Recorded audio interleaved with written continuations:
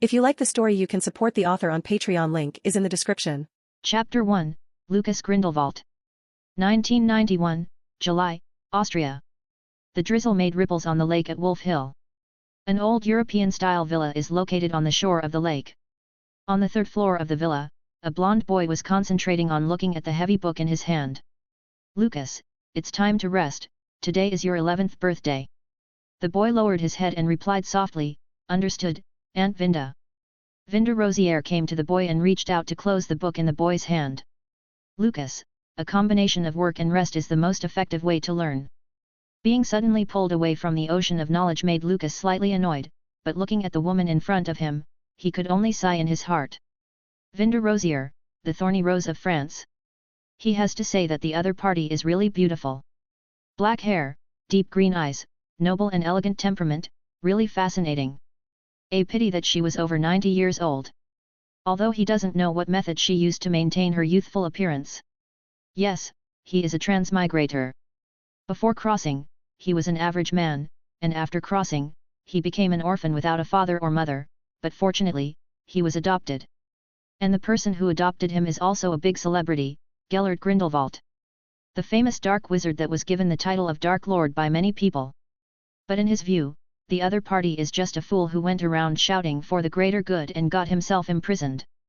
After Lucas learned of his identity, he began to work hard. Grindelwald swept most of Europe back then, and offended many people. Now he lives a comfortable life in Nurmengard.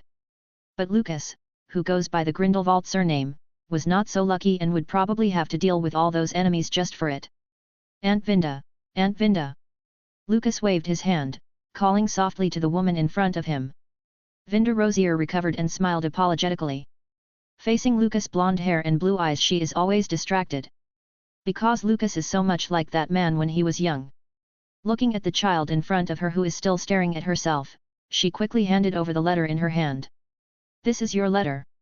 I'll be in the kitchen, remember to come and eat." Watching the other party leave the room hurriedly, Lucas smiled a little. Every time he used his appearance to tease Vinda, her reaction was very funny. Austria, Mr. Lucas Grindelwald, first room on the third floor, Wolf Lakeside Villa. Although such a day has long been expected. But he really got a letter from the magic school. With his hands trembling slightly, he turned the envelope on its back. Looking at the school emblem composed of a snake, a lion, a badger, and an eagle, Lucas paused as he opened the envelope. Unexpectedly, Hogwarts would send him an acceptance letter. Didn't Hogwarts only recruit wizards of British nationality? Or was he originally born in England? After all, the Book of Acceptance at Hogwarts will automatically record the magical baby names in England. Lucas suppressed the question in his heart, took out the parchment inside the envelope and read it. Hogwarts School of Witchcraft and Wizardry.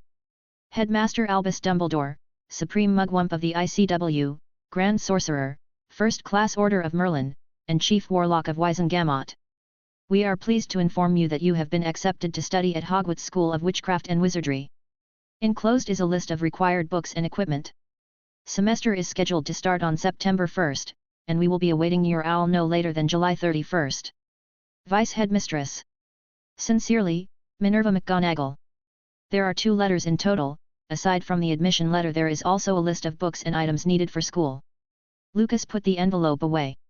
He looked at the remaining 2 letters. They are letters from Durmstrang and Beauxbatons respectively. As for why those 2 schools would admit him, Lucas wasn't surprised.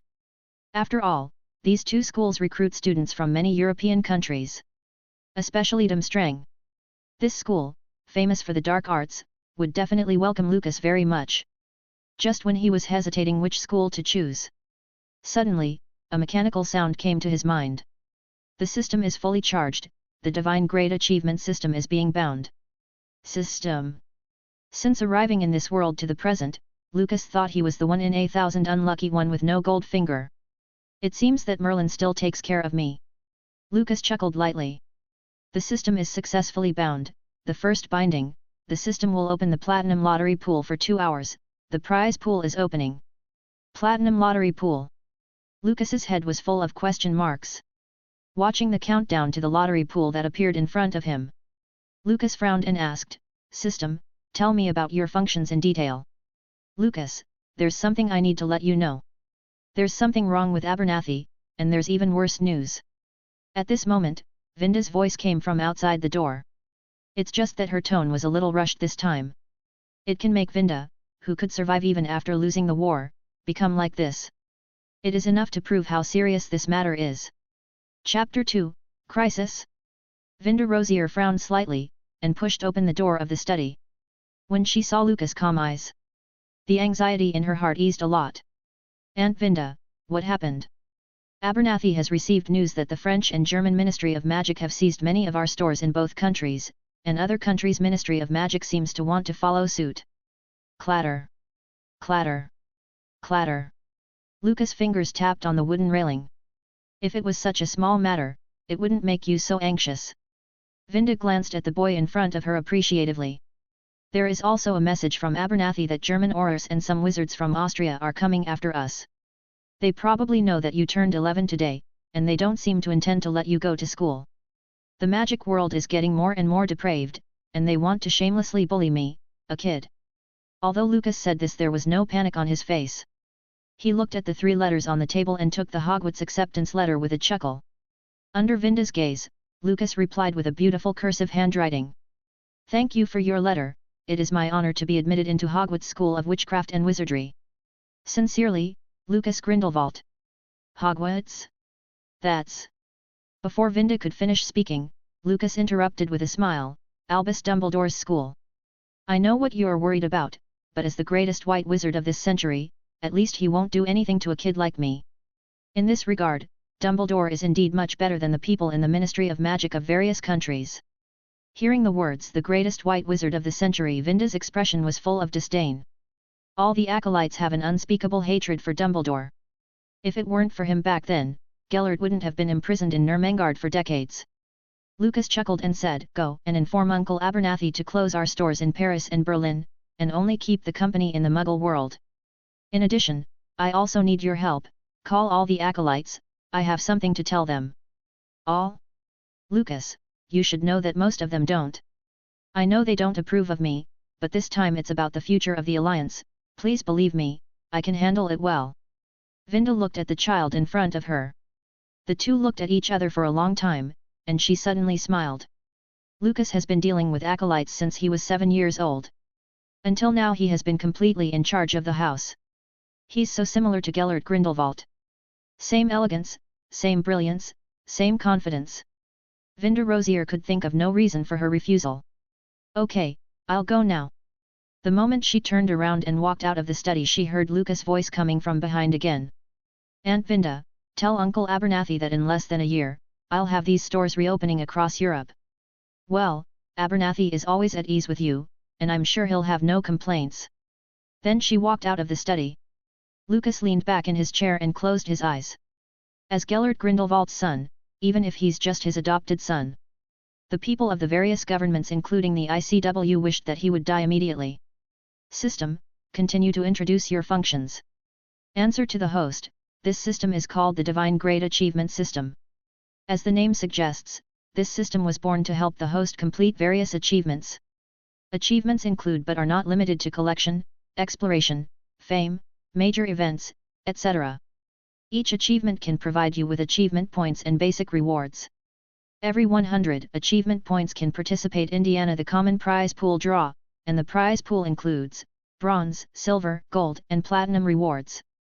Every major holiday, the system will open the special platinum prize pool, which will greatly increase the probability of winning platinum rewards.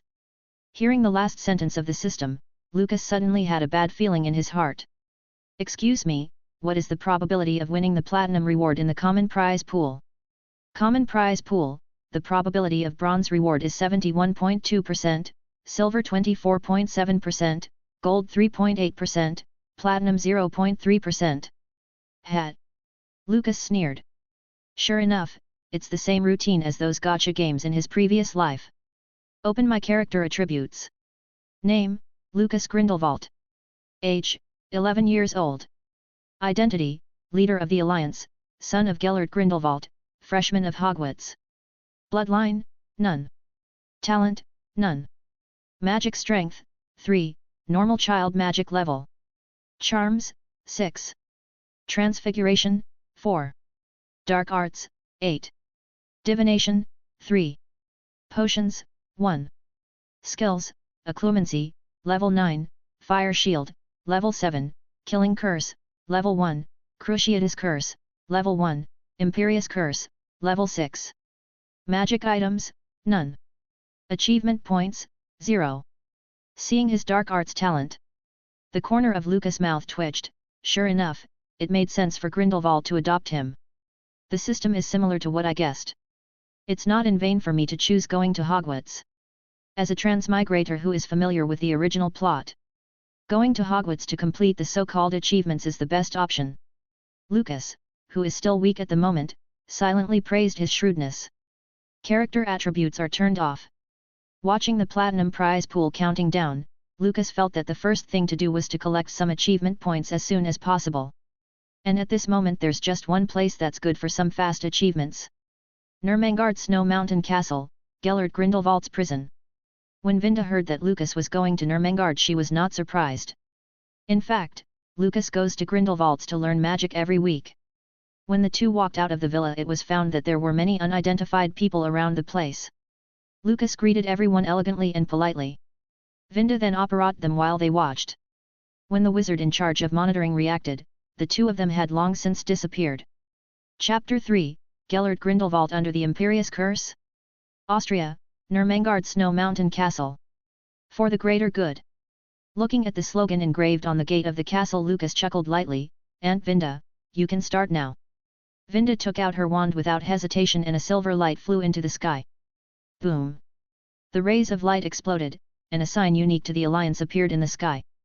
Lucas looked at the two capital Gs back to back next to the Hallows sign.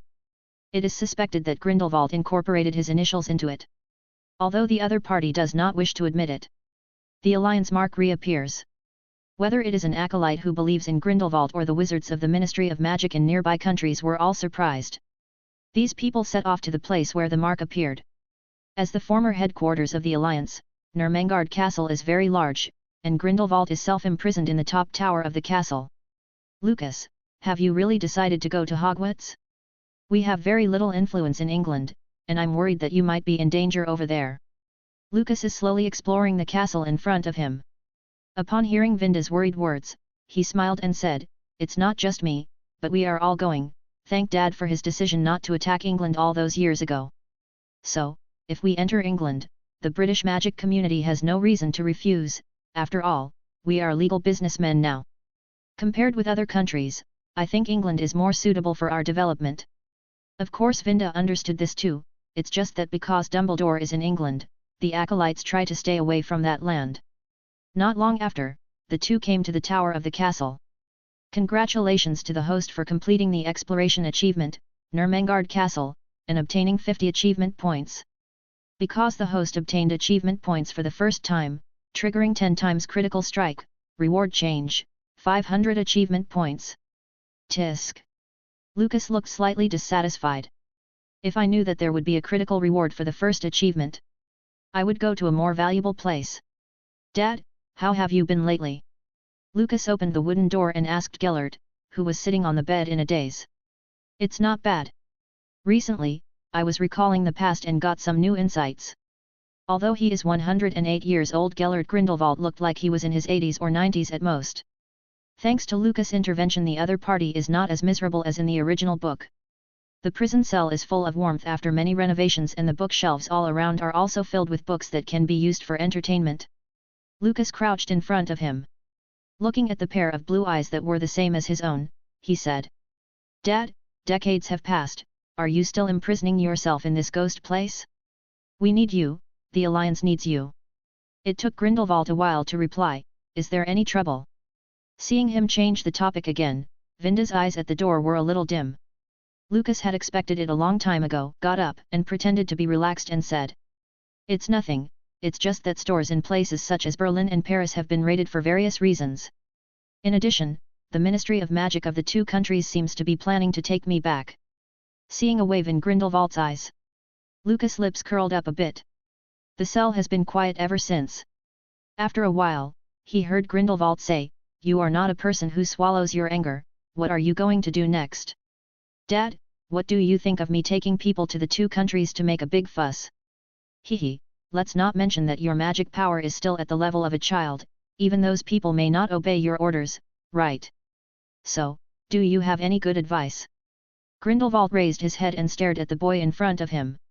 Love is the most powerful magic in this world, Lucas, maybe you can try to influence them. Is this the new insight you got recently?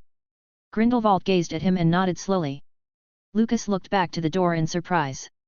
Merlin's beard, Aunt Vinda, come and see, Dad is being controlled by that old bee with the Imperious curse. No, I must go look for Dumbledore to settle the score. Looking at Lucas who was yelling, Vinda showed a dumbfounded expression. After playing around, Lucas looked at his father seriously. Dad, it seems that our ideas coincide. England is indeed a good place. Grindelwald was still playing dumb. Indeed, Albus is best at the magic of love, where he is said to have defeated a young man known as the Dark Lord, which is truly remarkable. Lucas, when you arrive in England, you will communicate with Dumbledore more, maybe you can understand what love is. Lucas rolled his eyes, got up and walked out. When he stepped out of the door, he suddenly stopped and said, Don't worry, I will say hello to that old bee on your behalf. If possible, how about I tie him and bring him back for you? Grindelwald's eyes finally changed slightly, which made Lucas chuckle a bit. Then he bowed slowly to Grindelwald, for the greater good. Congratulations to the host for completing an important achievement, inheritance from father to son, reward, 500 achievement points. Getting out of the cell, Lucas came to a room downstairs. Such a huge Nurmengard castle is Grindelwald's prison alone. Except for the tower, other buildings can be used normally. Lucas sat on a large high-backed chair, enjoying coffee while waiting for the other members to arrive. System, start the lottery immediately. Platinum prize pool, each draw requires 200 achievement points. The host can draw 5 times in a row. May I ask if you want to draw a lottery? Yes. As soon as the words fell, a pool made of stones appeared in front of Lucas. 5 rays of light flew out from the pool and one of them bloomed with a dazzling platinum color. Chapter 4, The Alliance gathers in Nurmengard. Congratulations to the host for winning the bronze rewards, 80 gold galleons, 10 pairs of woolen socks. Congratulations to the host for obtaining the silver reward, Shattering Curse, level 1. Congratulations to the host for getting the gold reward, Talent Skill Points, 2 points. Congratulations to the host for winning the platinum reward, Bloodline, Void Elf. The system's voice rang 4 times in Lucas's mind. Shattering Curse, a powerful attack spell that shatters everything on its path, once used by Bellatrix Lestrange to destroy all the windows on Hogwarts Great Hall. Lucas learned how to use it a long time ago. It is detected that the host has learned the Shattering Curse, level 1, do you choose to upgrade? Lucas just chose yes. The Shattering Curse obtained by the lottery disappeared and his Shattering Curse became level 2. Lucas looked at the talent points again. According to the preferred choice, his 2 highest talents are, Dark Arts 8 and Charms 6. 2 talent points down and Lucas seemed to have entered an epiphany. Especially when it comes to Dark Arts. He felt that he had a new understanding of the Dark Arts he had learned. System, fuse the blood. Feeling the magic of the system, Lucas is now even more curious about the so-called bloodline. After a burst of needle-like pain, strong mana burst out from Lucas' body. Vinda Rosier is outside preparing for the upcoming assembly of the Alliance. Feeling the strong magic, she hurriedly walked to Lucas' room.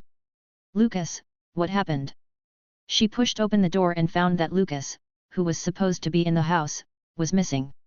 Just when she was feeling anxious, the space in front of her was suddenly torn open.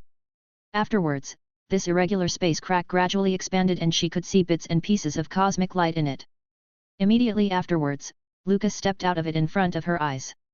Lucas? Did you do this? Don't worry, I'm just trying some interesting tricks.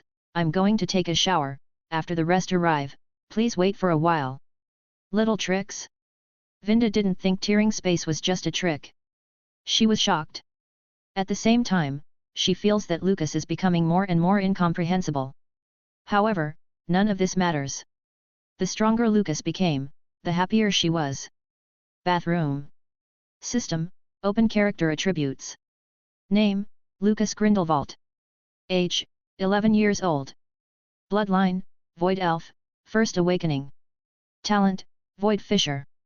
Magic power, 10, adult wizard level. Charms, 7. Transfiguration, 4. Dark arts, 9, full level. Divination, 3. Potions, 1. Skills, Occlumency, level 9, Fire Shield, level 8, Killing Curse, level 2, Cruciatus Curse, level 2, Imperious Curse, level 7, Shattering Curse, level 2. Magic items, none. Achievement points, 0. The strength of the elven blood, even if it is initially awakened, it also gave Lucas the magic level of an adult wizard. This is not the limit, it's just the beginning of magic power growth. Lumos. Looking at the fluorescent lights on his fingers, Lucas chuckled and said, casting spells without a wand? It's really a good trump card. The blood of void elves does not only have these two benefits. Since it is called void, it naturally has related innate abilities. Void Fisher, tears the void with your own magic power to achieve the effect of fast movement. If you want to move in space for a long distance, you need to prepare the space coordinates with mental power in advance. Simply put, another version of apparition. However, what is better than apparition is that if Void Fisher is used well, it can also be used as a means of attack. Lucas also found that his dark arts had really improved a lot. Looking at himself in the mirror, he shook his head and smiled wryly. He saw that his golden hair had become a bit longer, his ears pointier at the tips and his blue eyes became deeper. Lucas let out a long breath and used a small transfiguration to return to his previous looks. When he came out of the bathroom, Vinda and Abernathy had been waiting for a long time. Lucas, everyone has arrived, not only our people, but also a dozen Aurors. Hearing her words, Lucas nodded slightly. He looked out the window. Things that looked like black satin were flying all over the sky. Clearing outside Nurmengard Castle. Hundreds of Alliance members have gathered at this moment. And this number is still increasing. Lucas took a deep breath. Turning around and walking out the door, let's catch up with everyone. Vinda and Abernathy said nothing, just silently followed behind him and left the castle. The open space in front of Nurmengard. Out of nowhere there appeared an extra platform made of wood. The platform is not high, and adults can step on it in one step. Looking at the blonde boy standing on the stage, members of the Alliance immediately became loud. Aurors in the crowd, the moment Lucas appeared, they approached cautiously. It seems like they want to take him down on the spot. Chapter 5, Bewitching, Attack from the Aurors. Vinda Rosier, what have you summoned us for? The acolyte just ignored Lucas and asked Vinda directly. Lucas has something to say to everyone, Lucas. Lucas stood on the wooden platform and bowed slightly and said, Uncles, aunts, friends, thank you for answering the call today. Looking around, the once powerful Alliance, now there are only a few hundred people left. In contrast with the Death Eaters led by the Noseless Wraith, the condition of the acolytes is still quite good. With Lucas speaking, the place gradually became quiet. He took 2 steps forward and continued. In the past few decades, we have made new friends and there are still many old friends who haven't left. We have been hiding, but we have not forgotten our identities. I know why you responded to the call today, and I know what you long for and what you are insisting on. Decades ago, my father, Gellert Grindelwald, revealed his prophecy to everyone, and it turns out that his prophecy was not wrong. Some elderly people at the scene had participated in the rally at the Père Lachaise cemetery. They still remember Grindelwald's prophecy well. Looking at the young man in high spirits on the stage, everyone seemed to have returned to 1927, to the Père Lachaise cemetery. And standing on the stage seemed to be Gellert Grindelwald himself. Lucas didn't know that the old guys in the audience would think so much. He looked around the crowd and said again, looking at the decay and unbearableness of the magic world today, as well as our ever-compressed living space, it seems to prove my father's idea again. Grindelwald! Grindelwald! Listening to the tsunami-like shouts from the audience, Lucas raised his hands in gesture, but everyone seemed to be immersed in Grindelwald's past glory. They chanted Grindelwald's name with no intention of stopping. Vinda Rosier swung her wand and cast the sonorous charm on herself. Silence! The noisy crowd became quiet again. It can be seen that the deterrent power of this French rose should not be underestimated. Lucas coughed lightly, looked at the crowd and said again. 2 years ago, I asked Vinda to deliver a message to everyone. I hope you can enter the world of Muggles. How about it? Has anyone gone? Lucas glanced over everyone one by one with expectant eyes. Most people's eyes are full of disdain for muggles. And some lowered their heads after meeting his gaze. At this time, a voice came timidly from behind the crowd. I have been. The speaker was a young man in his 20s. Lucas smiled and asked, "What's your name?" "Pine Caro." "Oh, the Caro family, one of the sacred 28 families. It's a pleasure to meet you, Pine. Then tell me how you feel about muggles." Strangely, being praised by an 11-year-old, the young Caro family member is actually quite happy. "Nice to meet you, Mr. Grindelwald. My impression of muggles is that their technology is very powerful." Lucas nodded with a smile. "Yes, technology is indispensable to muggles, just like our magic. The weapons of war that my father once predicted are a manifestation of technology." After he finished speaking, he looked at Vinda Rosier at the side.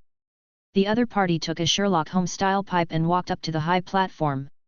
Taking the pipe, Lucas looked at the crowd. "Although my prophecy is not as powerful as my father's, I still have something for you to see." With a big mouthful of smoke spit out. Immediately some pictures emerged from the smoke. Advanced fighter planes swooped over the land, and countless missiles devastated the land. On the sea, giant steel beasts passed by. As soon as the screen changed, satellites in outer space circled the Earth. These satellites that are 390,000 feet above the ground can clearly see people and objects on the ground. The screen ends here. But the shock it brought to everyone did not stop there. Soon, there was a commotion among the crowd. Wizards believe in so-called prophecies very much. Otherwise, Voldemort wouldn't try to kill a baby. At this time, the eyes of the acolytes were full of fear, uneasiness, and helplessness. Unexpectedly, the Muggle world has become something beyond their comprehension. Lucas gently woke everyone up. "Everyone has seen that, maybe in the near future, those satellites flying in the sky will be able to find us who are hiding. But what about us? Are we going to shoot them down while riding on a broomstick? How long will the so-called International Statute of Secrecy protect us? When the danger really comes, will we be able to withstand the torrent of Muggle steel?" Lucas kept asking questions, but no one could answer his question. "I don't hate Muggles, on the contrary I admire their creativity and even hope to live in peace with them one day.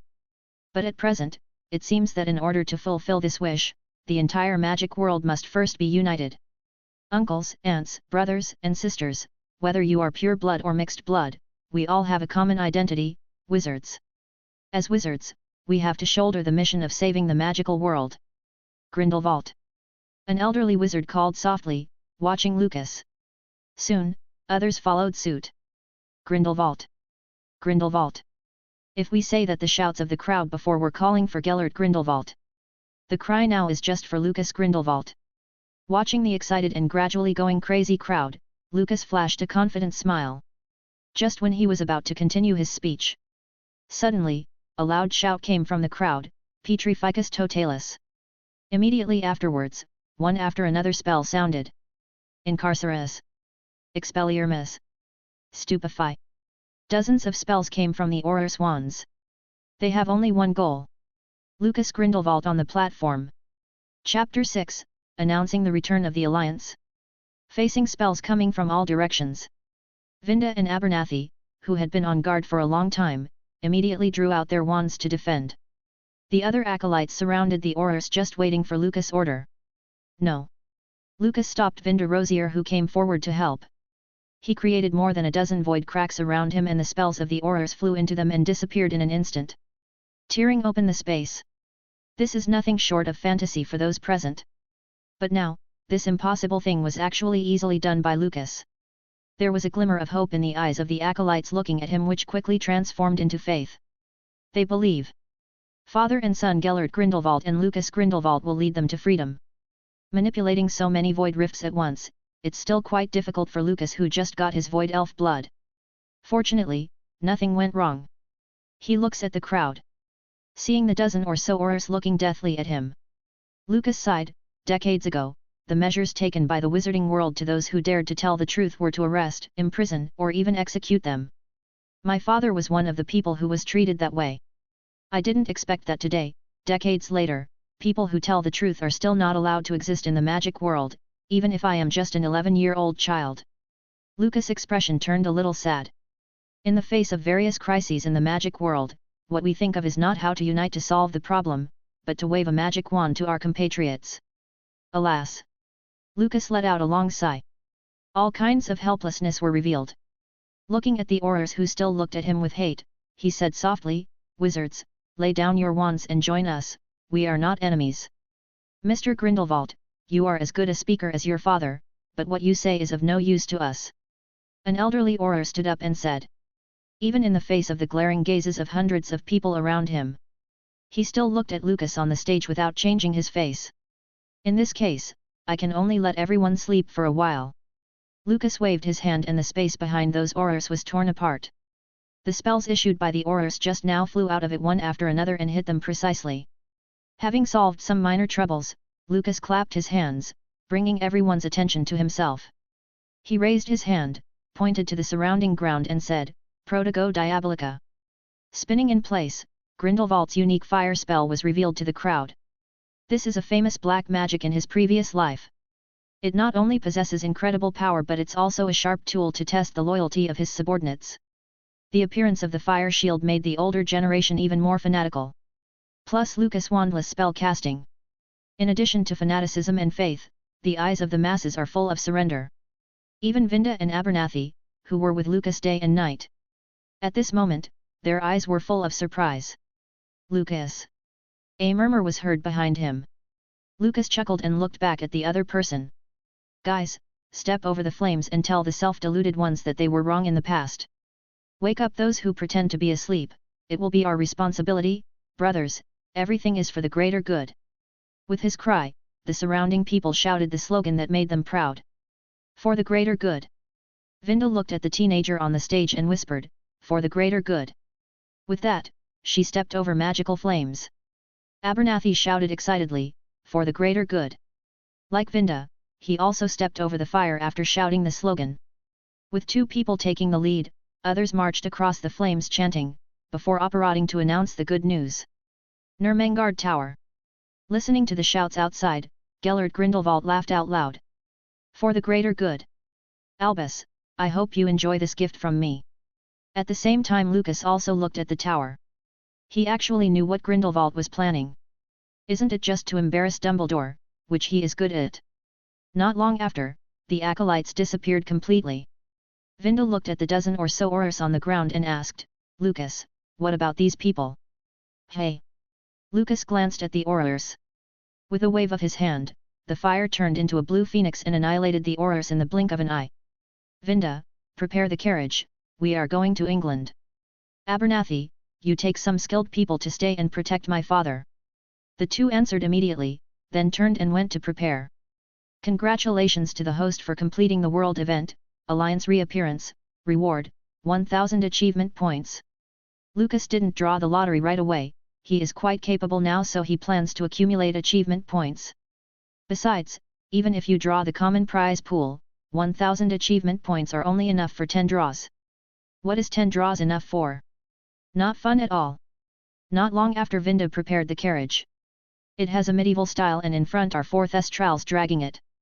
The undetectable extension charm was cast inside the carriage. The space inside is not much smaller than a house and all the necessary furniture is available. Just when Lucas and others flew into the sky in a carriage. Newspapers of the return of the Alliance also spread throughout Europe. Fudge, Minister of Magic, England. When he learned that Lucas was coming, he immediately went to find Amelia Bones, Director of the Department of Magical Law Enforcement, and the Director of the Auror Office to discuss countermeasures. Chapter 7, Lucas became a pauper? "Lucas, look at yesterday's newspaper, there is another news about the return of the Alliance, this time the impact is too great." Lucas put down the book of undetectable extension charms. Looked at the contents of the newspaper and chuckled. Unexpectedly, the laughter caused Vinda's displeasure. "You are still laughing, now our people are spreading everywhere what you said that day. I am really worried that the ICW will take the opportunity to make things difficult, and you." "Aunt Vinda, did I say anything too much that day? I just discovered some problems in the magic world and advocated unity and friendship. In fact, the purpose of summoning the acolytes is more to attract the attention of the Ministry of Magic of various countries. Otherwise, how could he reach the border of England smoothly? It's just that these words can't be said." Lucas walked over to the window, looking outside, and said softly. Don't worry, our people will be safe, and I will not be in danger. After all, I'm only an 11-year-old kid. Most people may think that those words were just made by my father. Compared to Voldemort, who is dead in everyone's mind, Gellert's deterrence is undoubtedly higher. After all, everyone knows that he is still alive, and he is alive and well. We've arrived at Hogsmeade Village. Get ready. Someone from the Ministry of Magic should come. Vinda took his word for it. She turned around and went to a mirror to tidy up her appearance. Hogsmeade. Amelia Bones, the current director of the DMLE of England's Ministry of Magic. This kind of person who is rarely seen on weekdays came here today. She looked like she was waiting for someone. Behind her was the deputy director, Pius Thickness. In the future, he would be the Minister of Magic after Voldemort's resurrection and be under his imperious curse. And then there's Dolores Umbridge, Under-Secretary of the Minister of Magic. The name may be unfamiliar to some people. But when it comes to Pink Toad, I'm afraid no one doesn't know it. Standing beside the Toad was the head of the Auror Office, Rufus Scrimgeour. This is a vigorous and resolute guy who is dedicated to dealing with dark wizards. And they all gathered here today to welcome Lucas Grindelwald. It can be seen that the Ministry of Magic attaches great importance to Lucas' arrival. None of the people who came to greet him were happy with his arrival though. The Thestral carriage landed smoothly and several people looked at its door in unison. The first to step out of the carriage were several members of the Alliance. Immediately afterwards Vinda Rosier stepped out with graceful steps. This French rose with thorns always looks proud in front of outsiders. Lucas, it's time to come out. Accompanied by Vinda calling softly, Lucas stepped out of the carriage. Is this England?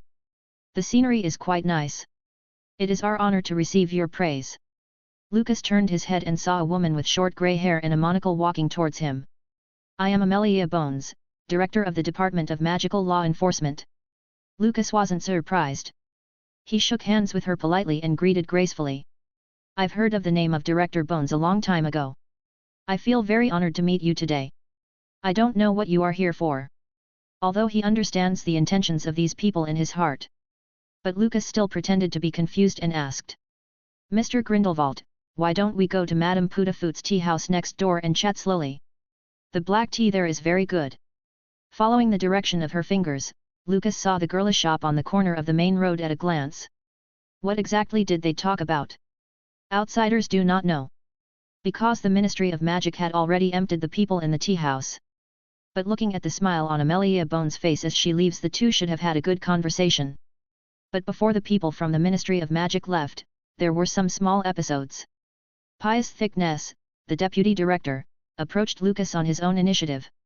I'll keep an eye on you, don't think no one knows what you've been doing in Austria, dark wizard. The other party whispered something in Lucas' ear and left. Until all the people in the Ministry of Magic evacuated. Lucas laughed and said, it seems that the situation inside the British Ministry of Magic is very bad and there is no unity. Some people welcome us, while some people hate us. Vinda nodded, at least the deputy director and head Auror don't welcome us. It doesn't matter, let's go to Gringotts to withdraw some money first, and then go buy things I need for school. Gringotts, Vault 720. Facing a dazzling array of collections. Lucas' face was very ugly. Vinda, we are in Gringotts, England, do we only have this little money? 100,000, what is it enough for? Vinda Rosier sighed, before our influence was not in England, so there isn't much here. Then transfer money from Gringotts in other countries. Need I remind you, dear? Because of what you did before, the Ministry of Magic is now looking for our people everywhere. Going to Gringotts is asking to be caught. Lucas sighed and had to give up his thoughts. He randomly took out around 30,000 galleons. Lucas walked out of Gringotts looking unhappy, he had never been so poor. Absent-mindedly, he collided with a masked man. Sorry, please forgive my carelessness. Hearing the apology from the other party, Lucas shook his head. Just as he was about to speak, he smelled a strong scent of garlic. Watching the mysterious guy scurrying into Gringotts, Lucas immediately popped a ray of magic with his fingers. This magic power was mixed with his mental power, and soon formed a space coordinate on the opponent. Lucas experimented on the way here. Even a powerful wizard like Vinda can hardly detect this coordinate mark. Looking at the back of the masked man, Lucas greeted the other party, Professor Quirrell, nice to meet you. Chapter 8, Lucas Magic Wand. Vinda, I think it's necessary to mention to Nimbus that this year's dividends can be paid earlier. Also, we must pay close attention to the cooperation we discussed with Director Amelia just now. Whether we can gain a firm foothold in the British magic community depends on the success of the cooperation. Remember, we are businessmen, and the previous hatred should be put aside properly. Vinda felt amused when she heard the young man rambling on. Lucas became like this probably because of the lack of galleons in Gringotts. As someone who watched Lucas grow up, she is aware of his shortcoming, which is being a money lover. It may also be because of this love of money, which makes him very talented in business, especially investment vision. In the past few years, they have caught the economic crisis of the Nimbus Broomstick Company and successfully injected capital to become one of its shareholders. While talking, the two came to the door of Ollivander's wand shop. Looking at the small and shabby shop and the same shabby signboard, it's hard to imagine this being the shop of one of Europe's 3 master wand makers. Aunt Vinda, go and buy my books and robes first, and we will meet up at the robe shop later. Okay, take care of yourself. After finishing speaking, she walked towards the bookstore. Pushing open the store door, accompanied by the sound of crisp bells, Lucas steps into it. The store has a lot of space inside, but it's still messy and dirty. Thousands of dusty boxes even piled up to the roof. Because of this, there are actually not many places where you can set foot in the store. Oh, welcome, sir, Garrick Ollivander is pleased to serve you. The standard British accent came from behind a stack of boxes. Immediately afterwards a white-haired old man walked out. He wears a tunic with flared sleeves that was only popular in the Middle Ages and is covered with dust. Sir, I'm pretty sure we're meeting for the first time, let me guess you must be here to buy a wand. With a smile on his face, Lucas looked at the mysterious old man in front of him. Waiting until the other person has finished speaking, he shook his head decisively in denial. Sorry, I didn't come to buy a wand, Master Ollivander. Ollivander's expression froze. It seems to be saying, why don't you play your cards according to the routine? Ahem, then this. Lucas Grindelwald. Hearing Lucas' self-introduction, Ollivander's expression froze again. It took him a long time before he said, so Mr. Grindelwald is here today. Not waiting for the other person to finish speaking, Lucas took out one of his golden long hairs he had plucked beforehand. I would like to ask Master Ollivander to make me a wand with this hair as the core. Feeling the abundant and powerful magic in the hair, Ollivander's eyes were no longer cloudy. He took the hair carefully and asked, is this the hair of a magical creature? I have never seen such a powerful force, can you tell me where you got it from? Lucas shook his head and said, I just got it by chance, but I can tell you that it's elf hair. Elf! Ollivander exclaimed. Elves are creatures of legend. One can only read about their existence in books. Mr. Grindelwald, I would like to make a wand for you, oh Merlin, I never thought that one day I would be able to make a wand out of elf hair. Seeing the other party staring at his hair obsessively, Lucas suddenly felt cold all over. Master Ollivander, when can I come for my wand? Oh, the making of the wand is a long process, but don't worry, I'll work day and night, and I will finish it in half a month. They agreed on July 31st. Then Lucas left the shop. When he came to Madame Malkin's shop, Vinda had been waiting for a long time. As the son of Grindelwald, the robes also have to be made to order the best. Do you have anything else you need to buy? Vinda asked, looking at Lucas who kept wandering in front of her. No. Lucas said without looking back. Congratulations to the host for completing the exploration achievement, Diagon Alley, reward, 50 achievement points. Only when the last inch of Diagon Alley was gone did the system sound. Looking at the sky and seeing it's getting late, Lucas had to give up on continuing to explore Nocturne Alley. Back to his home in England, looking at the huge manor in front of him, Lucas cursed the evil capitalists in his heart. Pop! Accompanied by the popping sound, a house elf appeared next to Lucas. Shauna welcomes the master, if you have anything you need, please tell Shauna. In contrast with the house elves that are normally seen, Shauna is noticeably much cleaner. Lucas handed the luggage to the little elf and said, please put my luggage in the room, thank you. Oh, the master said please to Shauna, and he also said thank you to Shauna, I'm so happy. Shauna expressed her joy and surprise. Then she snapped her fingers and disappeared with his luggage. The manor is located in Wiltshire, England. Coincidentally, the Malfoy family's estate is also here. After settling everything, Lucas seems to have returned to the days of reading and studying every day. It's just that this time he read more books about the undetectable extension charm. In a flash, it was July 31st. Lucas got ready early in the morning to head to Diagon Alley. Lucas, how is your undetectable extension charm learning? Lucas didn't answer, instead, he took out a suitcase the size of a matchbox from his pocket. Engorgio. When the suitcase returned to its original size, he motioned for Vinda to go and see for herself. Looking at the interior space of the suitcase that has been expanded to an unknown extent, Vinda was left speechless. Back then, it took her a long time to learn, but for Lucas, the total amount of time it took him is only about 10 days. And judging by the stability of the space inside the suitcase, it is obviously not just at the level of beginners. I've always wanted to ask you, why are you in such a hurry to learn the undetectable extension charm? Of course, it's because if it works, I'm going to make a fortune out of it. Lucas walked out of the manor after speaking. Today Quirrell would infiltrate Gringotts under the threat of Voldemort. He was going to take the opportunity to follow and have a look, maybe he could make a fortune. Arriving at Diagon Alley, Lucas and Vinda came to Madame Malkin's robe shop first. Even before entering they heard an arrogant voice coming from inside.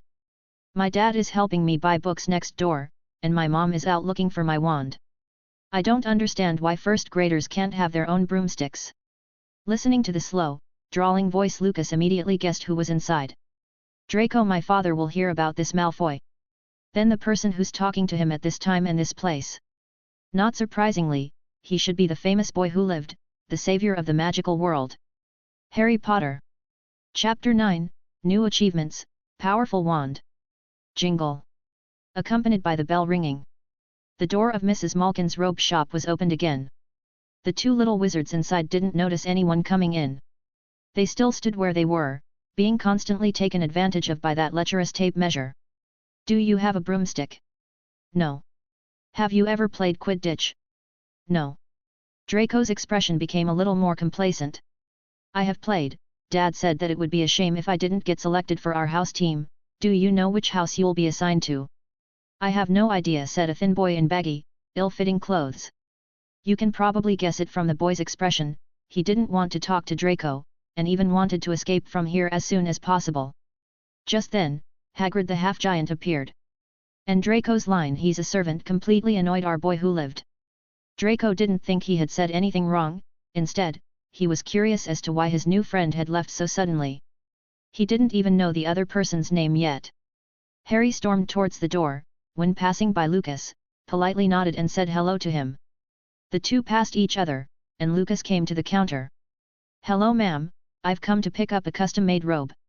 Draco looked along the voice. When he saw Lucas behave gracefully, he immediately made a judgment in his heart. Hello sir, my name is Draco Malfoy, nice to meet you. When introducing himself he emphasized his surname. In the wizarding world, Malfoy is among the top pureblood families. It is one of the sacred 28 families, so every time he introduced himself, his tone was full of pride. Lucas looked sideways at him and saw that Malfoy was waiting for his answer with a proud face. Hello Mr. Malfoy, my name is Lucas Grindelwald, nice to meet you. Seeing Lucas' standard etiquette, Draco confirmed what was on his mind. The other party was indeed a nobleman, but the surname Grindelwald was very uncommon. He felt that he must have heard it before, but he couldn't remember where he heard it for a while. Do you have a broomstick? Have you ever played Quidditch? Do you know which house you will be assigned to? The classic triple question appeared again, and Lucas immediately understood what the other party wanted to express. Of course, I think Mr. Malfoy must have a very good broomstick like me. As for Quidditch, I still know a little bit, we can play together when we have time. As for the house, I think Slytherin is good. Hearing Lucas answer, Draco's eyes lit up, as if he had found a bosom friend. I allow you to call me by my first name, Draco. What a coincidence, I also allow you to call me by my name. After saying that, the two looked at each other and smiled. Congratulations to the host for making the first friend of the same age. Complete the achievement, Precious Friendship, get rewards, 50 achievement points, 5 gold galleons. Lucas raised an eyebrow, he didn't expect to be rewarded with money for achievements. Now he has another motivation to collect achievements. Although the money is small, ants are also meat. Draco, are the clothes measured yet? At this time, a middle-aged man's voice came from outside the door. Same drawn accent, same platinum hair. No need to ask, this must be Malfoy's current patriarch, Lucius Malfoy. Dad, let me introduce you to my new friend, Lucas. Seeing his son happy, Lucius looked curiously at the blonde boy in front of the counter. Thank you for your willingness to befriend Draco, Lucius Malfoy, it's a pleasure to meet you. As a pure-blood noble in the magic world, Lucius did not show arrogance. On the contrary, without knowing the details of Lucas, he was courteous and showed the elegance of his bloodline to the fullest. Lucas gently shook hands with the other party. It's an honor to meet you, Mr. Malfoy. Looking at the elegant and extravagant young man in front of him, Lucius probably had some calculations in his mind. Just when he was about to ask which family the boy in front of him came from, Vinda Rosier pushed open the door and entered. Lucas, I chose an owl for you as a gift, do you like it? Lucas immediately noticed the difference in the caged snowy owl. Its eyes are very beautiful, as if it contains a sky full of stars. If you like it, give it a name. After thinking for a moment, Lucas said, since she is a beautiful lady, let's call her Hestia. Hestia? A very good name. The two discussed the name of the snowy owl as if no one else was around. Draco looked at the snowy owl in the cage with envy in his eyes. As for Lucius Malfoy, he's been stiff since Vinda came in. Ms. Vinda Rosier. Lucius' tone was very careful, as if he was afraid of disturbing the charming lady. Vinda was taken aback, turning to look at Lucius with a puzzled expression. It wasn't until she saw the coat of arms he was wearing that she suddenly said, Boy of the Malfoy family, what's the matter? No, I just didn't expect to meet you here, this gentleman is your... Before Lucius finished speaking, Lucas came to the other side. Let me introduce myself properly. Nice to meet you, Mr. Malfoy. My name is Lucas Grindelwald. When he finished this sentence, Lucius Malfoy's pupils shrank rapidly. It's Mr. Grindelwald, nice to meet you. Malfoy was more polite than before. Until Lucas walked out of the robe shop with Vinda. Both Malfoy and his son hadn't left yet. On the way to the wand shop, Lucas looked at Vinda beside him and asked. Vinda Rosier. Until now he had only known her as Aunt Vinda and hadn't heard her last name. That's the name from before, it doesn't matter if you don't mention it, but you, how do you know someone from the Malfoy family? Lucas briefly explained the process of getting acquainted with Draco. Vinda nodded and said, Malfoy, a loyal supporter of blood purism, but I heard he is a Death Eater, remember to be careful. Jingle. Oh, I've been waiting for you, Mr. Grindelwald, come and see your wand, I'm sure you'll be amazed. Ollivander took out a cardboard box with an excited expression and took the black wand out of it. I found that elf hair is more close to the dark, so I chose elderberry for the body of the wand, which represents life and death. Sure enough, the combination of the two shows unparalleled power. Although it may not be comparable to the Elder Wand in Legends, it is powerful enough to stand out from other wands. After Ollivander finished speaking, he handed the wand to Lucas with both hands. Lucas held the handle of the stick, and suddenly felt an indescribable feeling. There was also a strong light at the tip of the wand. When everyone opened their eyes, they found themselves in a void. Oh, this is really amazing! Ollivander looked around in surprise. But soon, the surrounding void shattered, and the shop reappeared in front of him. Thank you, Master Ollivander, I like this wand very much. You're welcome, elderberry has always been obeyed by people with strong magic power. Being able to use it proves that you are excellent. A total of 900 gold galleons, thank you for your patronage. Lucas didn't ask why his wand was so expensive. 900 galleons for a powerful weapon. He thought it was a good deal. Congratulations to the host for obtaining a new achievement, the first magic wand in life, reward, 100 achievement points. Upon hearing the sound of reward coming from the system, Lucas smiled and was about to leave. Just at this time, he suddenly noticed that the space coordinates left on Quirrell's body had been sensed. Concentrating on them, he discovered that Quirrell had entered Gringotts. Vinda, you go home with our things first, I need to take care of something. Not waiting for the other party to answer, Lucas ran out of the store with his wand in hand. Chapter 10, The Mantis stalks the cicada, unaware of the aureole behind. Idiot, move faster, do you want to be discovered by those goblins? Master, please don't be angry, I will make this damn goblin lead the way immediately. Quirrell said to Voldemort obediently. At this moment, his head was wrapped in a purple turban that made him look ridiculous. Idiot, don't think that anyone can save you, just listen to me obediently, maybe I can consider giving you eternal life after I get the Philosopher's Stone. Oh, thank you, my great master, I will serve you wholeheartedly and never betray you. Quirrell raised his wand after saying that and whispered, Crucio. A miserable cry echoed throughout the underground space. Looking at the goblin controlled by his imperious curse, Quirrell said viciously, hurry up, take us to Vault 713. What Voldemort and Quirrell didn't expect was that just before they sneaked into Gringotts, Hagrid had taken the Philosopher's Stone away.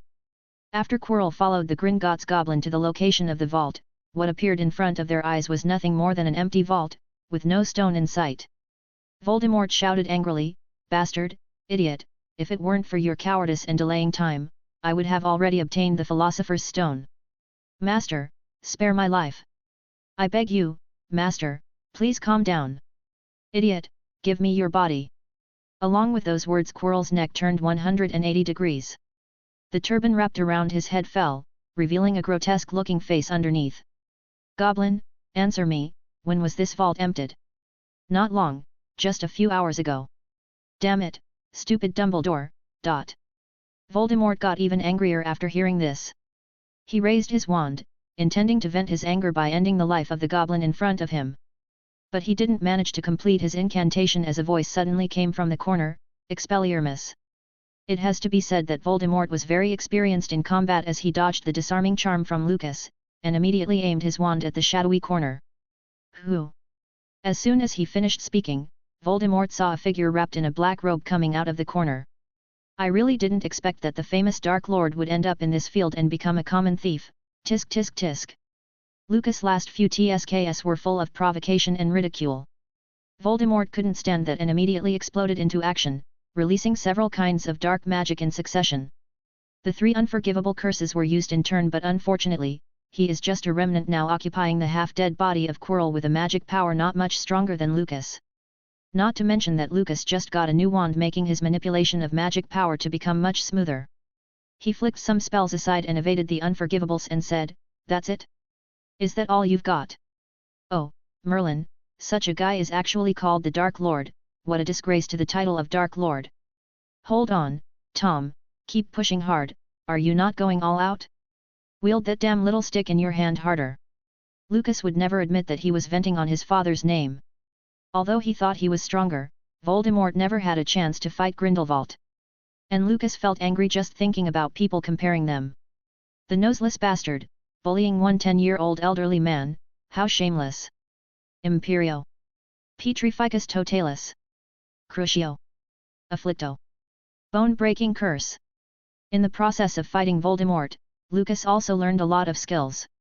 If it is said that he just relied on his magic wand to fight him at first. Not long after he started to adapt as the fight went on. Bastard, go to hell, Avada Kedavra. A green light shot towards Lucas. After dodging the deadly spell, Lucas stopped holding back and immediately used the fire shield, Protego Diabolica, to counterattack.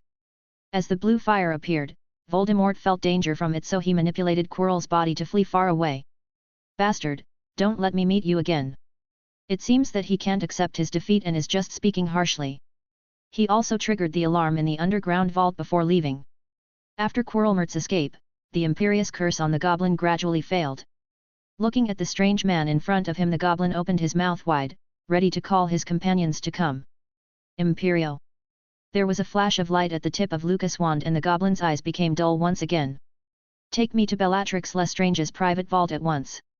That's right, it wasn't the Lestrange family vault that Lucas was going to, but the private vault that belongs exclusively to Bellatrix Lestrange. That year Voldemort took the locket and the gold cup from Helga Hufflepuff's descendant. After making the 2 relics into Horcruxes, he handed over the golden cup to his most trusted subordinate, Bellatrix, so the cup should be in her private vault. The goblin proceeded to take him to the depths as requested. With the opening of the thick door of the vault, a dazzling array of collections appeared in front of Lucas. But he didn't even look at it because his gaze was fixed on the palm-sized cup on the high platform in the depths. That's what he's here for, Hufflepuff's Gold Cup. Chapter 11, Hufflepuff's Cup, the key to unlock high-level rewards. Since the Gold Cup has been made into a Horcrux by Voldemort, the summoning and levitation charms don't work on it. Lucas entered the vault cautiously. When he came to Gringotts, he already had a pair of dragon skin gloves prepared just in case. He wasn't sure if there was a curse or a jinx left by Voldemort on the cup, so it's better to be careful. Congratulations to the host for discovering Hufflepuff's cup and getting a reward, 100 achievement points.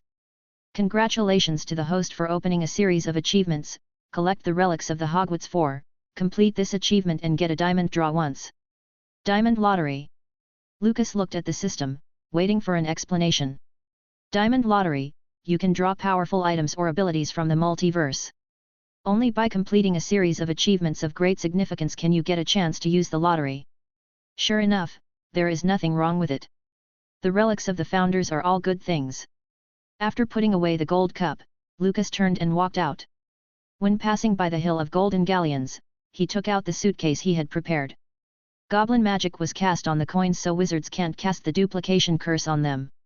As for the other collections in the vault that have been cast with the duplication curse, Lucas could only reluctantly give up. After all, it would take too much time to break the curse. It has to be said, these Death Eaters really do have money. There are as many as 500,000 galleons in this personal treasury alone. When the goblins from Gringotts and the Ministry of Magic Horrors arrived, Lucas had already left through the Void Rift. Gringotts' anti-apparition wards wouldn't work on him. Nocturne Alley. In an empty corner, a crack was suddenly torn open in the space and a disguised Lucas emerged from it. Where is this? Looking at the dark alley in front of him, he was a bit puzzled. As he was in a hurry just now, he found a random direction and opened the void fissure, so he doesn't know where he is now. Getting out of the alley, outside are narrow, dark roads. There are shops on both sides of the road, and in front of the shops there was a group of hideous wizards in black robes. Nocturne Alley. This situation immediately made Lucas understand where this place was. What a coincidence, I'll just take this opportunity to complete the exploration of Nocturne Alley. Lucas walked along the street, carefully observing the surrounding buildings. In the original book, there are very few descriptions of the shops here. Aside from Borgin and Burke's Antiques, the other shops are largely unmentioned. As Lucas gradually walked deeper, he found that aside from some black magic shops, there are also some black market-like shops on the street in Nocturne Alley, which mainly trade dangerous creatures and herbs. Of course, there are also some normal items on sale as well. It's just that there are problems with the origin of these things, and the price is naturally cheaper than the official market price. Lucas is getting more and more interested in this place. Usually, a lot of rare items can be found in such a mixed place. Boy, judging by your clothes, you should be from a big family. You just need to know. Petrificus totalis. Conf Ringo. Watching the man in the way being pulverized by the spell, Lucas continued walking forward with a blank expression. He had long expected that such a bloody thing would happen, since he's not interested in talking nonsense with those street rats.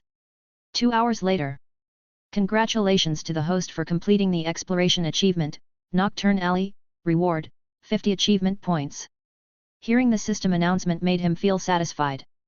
Immediately after, he tore open the space and returned to his manor. Speaking of which, the 2 trips to Diagon Alley earned him 350 achievement points, which is not bad. This also made him look forward to life at Hogwarts even more. Who knows how many achievement points he can get there, and how strong he can become. Fast forward to late August. The first grade textbooks are not difficult for Lucas. Except for potions. He seemed to have a natural allergy to potions. No matter how much he tried, he still couldn't refine a satisfactory potion. Malfoy Manor. Lucas took a sip of black tea, looking at Draco Malfoy flying all over the sky on a broomstick. He felt that Draco was a bit stupid. Lucas, don't sit still, let's play together. Sorry, I feel sick in my stomach today, so I won't play. 11 years old, just the age kids love to play. Even if Draco comes from a pure-blooded family and received an aristocratic education, this fact has not changed at all. Putting the teacup down, Lucas looked aside and said, "Sorry for bothering you these days, Mr. Malfoy." "Mr. Grindelwald, you are welcome. It is an honor for my Malfoy family that you are willing to play around with my son." Since Lucius Malfoy learned the surname of the boy in front of him, he has become very careful of the way he speaks to him. As a powerful pure-blood family, Malfoy knew more than the average wizard. The boy in front of him was not as kind as he looked. The dozen or so Aurors who went missing in Austria have not been found yet. Looking at Malfoy's cautious look, Lucas chuckled a little. To this day, he still remembers the stunned expression on the other side's face when he came to visit him. "Uncle Lucius, if you don't mind, you can call me Lucas, I am friends with Draco after all. Facing the olive branch he was thrown, Lucius would naturally not refuse. Afterwards, one big and one small sat in the garden and communicated in a low voice. And in the distance, a platinum blonde-haired child is happily riding a broom. Sigh, Lucius could only look at his son and shake his head in disappointment. Soon, September 1st came and it was finally time to start the school year at Hogwarts. Lucas packed all his luggage into one suitcase and shrunk it quickly before putting it in his pocket. Then he took Hestia's birdcage and departed for King's Cross Station. Chapter 12, King's Cross Station. King's Cross Station was built in 1852. And every September 1st there will always be some strange people at the station. Karen has worked at the station for 20 years and has been asked the same question every year at this time. Sorry lady, there's no platform 9 3/4 here. Although she could see that the little girl in front of her looked like she was about to cry, Karen's only thought was that the other party was making fun of herself. Hermione Granger looked around and couldn't find anyone who looked like a magical person. Why did I read Hogwarts, a history last night? If I went to bed early, I wouldn't be so late today. It was only 5 minutes before 11 o'clock, which made Hermione incredibly distraught. Hello, this beautiful lady, do you need any help? The gentle questioning voice behind her made Hermione turn around hastily. A pair of smiling blue eyes met her and she could swear those deep blue eyes were shining. This made Hermione's heart suddenly skip a beat. Miss. Hermione snapped back to herself and looked at the handsome boy in front of her in embarrassment. But she soon noticed the snowy owl in his hand. You too? I too? Lucas asked curiously. Fortunately, the Hermione in front of him grew up looking according to the movie version. Thanks Merlin. Seeing that Hermione was so anxious that she couldn't speak, Lucas smiled and said, That's right, I'm going to Hogwarts too, come with me. After saying that, he stepped forward to help push her cart, leading her into platform 9 3/4. Looking at the Hogwarts Express in front of him, Lucas drew his wand and pointed it at Hermione's luggage. Wingardium Leviosa. Hermione saw her luggage suspended in midair and there was a look of surprise on her face. Don't stay there in a daze, the train's about to depart. Lucas took her hand and ran into the train. The two found a seat in an empty compartment at the end of the train. Seeing the luggage neatly falling on the luggage rack, Hermione said in surprise. You are really amazing. I read all the magic books in the first grade during the holidays, but I can't make the levitation spell last for such a long time. This made Lucas think to himself that Hermione is worthy of being a top student. She has never been exposed to magic, and already knows so much in just one vacation. This talent is really surprising. It's actually very simple. If you want, I can teach you the trick. Miss Hermione, the know-it-all, Granger, who loves to learn, certainly won't refuse, so the two sat side by side and discussed how to use the spell. Some time after, the carriage door was suddenly pushed open. Lucas, why are you here? Who is this? Looking at the two people sitting side by side, Draco asked in surprise and for some reason felt that he came at the wrong time. Hermione moved quickly to the side, a bit flustered, just realizing how close they were sitting and how it could look from an outsider's perspective. She blamed herself while sneaking a peek in Lucas' direction. Draco, what's the matter? Nothing. Hey? Don't you need to catch up with your friends? Draco was tempted to say that he was doing just that, but seeing Lucas' cold eyes he tactfully exited the carriage compartment. I suddenly remembered that I met a new friend before. I don't know his name yet, so I will look for it. After Draco finished speaking, he took his two followers and fled immediately. It suddenly became very quiet in the compartment. Lucas glanced at Hermione, who was still shy and chose not to disturb her. He picked up the book on the side and started reading on his own. Hey, was that person your friend just now? That's right, Draco Malfoy, a spoiled kid I met some time ago. Hearing his description, Hermione let out a chuckle. Just at this time, a naive voice sounded from the door of their compartment. Hello, have you seen a toad? Turning to look at the voice's owner, they saw a chubby boy looking at them shyly. A toad? That's right, its name is Trevor, my pet. Hermione glanced at him with some envy. She wants a pet, too, but her parents aren't planning to buy her one just yet. I haven't seen it, let us help you find it. Hermione turned to look at Lucas after she finished speaking, as if asking for his opinion. Lucas was fine with that, of course. He was still thinking just now, what excuse should he find to leave? As the iconic train to Hogwarts, he doesn't know how many achievement points will be awarded after completing the exploration. The three walked from the rear to the front of the train and finally found the toad under a seat in the front part of the train. Congratulations to the host for completing the exploration achievement, Hogwarts Express, reward, 100 achievement points. It is worthy of being the train to Hogwarts. The achievement points actually caught up with the sum of exploring Diagon Alley and Nocturne Alley. Just as Lucas was about to take Hermione back to their carriage, they heard arguing close to them. Humans seem to be very keen on watching drama, regardless of their country or age, they're all the same. Watching the train corridor gradually become congested, Lucas took Hermione's hand and walked towards the crowd. As soon as he got closer, he saw a head full of platinum hair and resisted the urge to face-palm. This brat is causing trouble again. Chapter 13, Draco met the boy who lived, again. Draco did not expect the black-haired and green-eyed boy in front of him to turn out to be the famous Harry Potter. He heard the name from his father more than once. In the pure-blood family circle, there has always been a rumor. It is said that Harry Potter was born to be a powerful dark wizard. So he was banished from the wizarding world after defeating the Dark Lord. Most blood purists fantasize about it, imagining that Harry Potter might also be a blood purity advocate, conveniently ignoring that he's a half-blood. And his father, Lucius Malfoy, was also one of them. If I can become friends with Harry Potter, Dad should be very happy. He entertained such thoughts. He extended a small hand of friendship to Harry Potter. It's just that he didn't know that Harry Potter's impression of him was extremely bad. I didn't expect you to be Harry Potter. This is Crabbe and this is Goyle. My name is Draco, Draco Malfoy.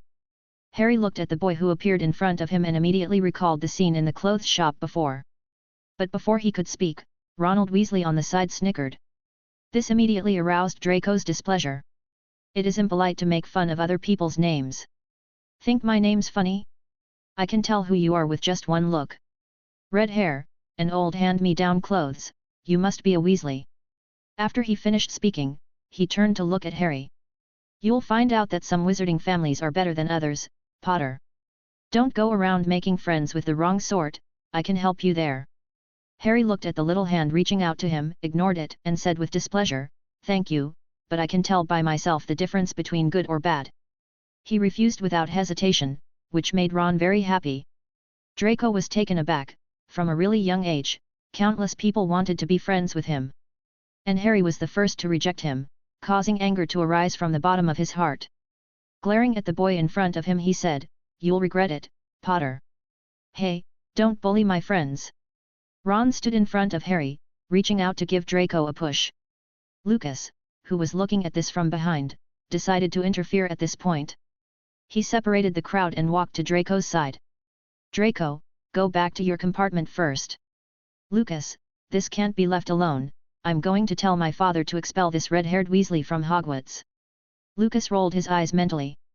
Every time Draco has some problem he needs to go to his daddy for help. Listen to me and go back first. Lucas gave him a cold look which made the impulsive Draco calm down instantly. Humph, let's go. Watching Draco and his troll bodyguards leave, Lucas looked at the crowd of bystanders and said, Ladies and gentlemen, please return to your respective compartments. Congestion in the corridor will only cause trouble for others. Thank you. His polite and elegant demeanor won him the favor of everyone. He waited until the crowd cleared and only then did Harry exclaim, It's you, we met that day at Madame Malkin's robe shop. We meet again, Harry Potter. Let me introduce myself. My name is Lucas Grindelwald. Harry Potter's compartment. Looking at the snacks scattered everywhere, Lucas and Hermione didn't know where to sit. They finally managed to find a place to sit down after cleaning a bit. Thank you for just now, Lucas. No, I should say sorry, Draco is like a child who can't grow up because his parents have spoiled him his whole life, please don't pay attention to his words. Seeing his good friend Harry chatting so happily with the blonde boy, Ron snorted softly. Malfoy's father was a Death Eater, and he certainly will be one as well. His voice is soft, but the space in the carriage is not large, so the other three people can naturally hear him clearly.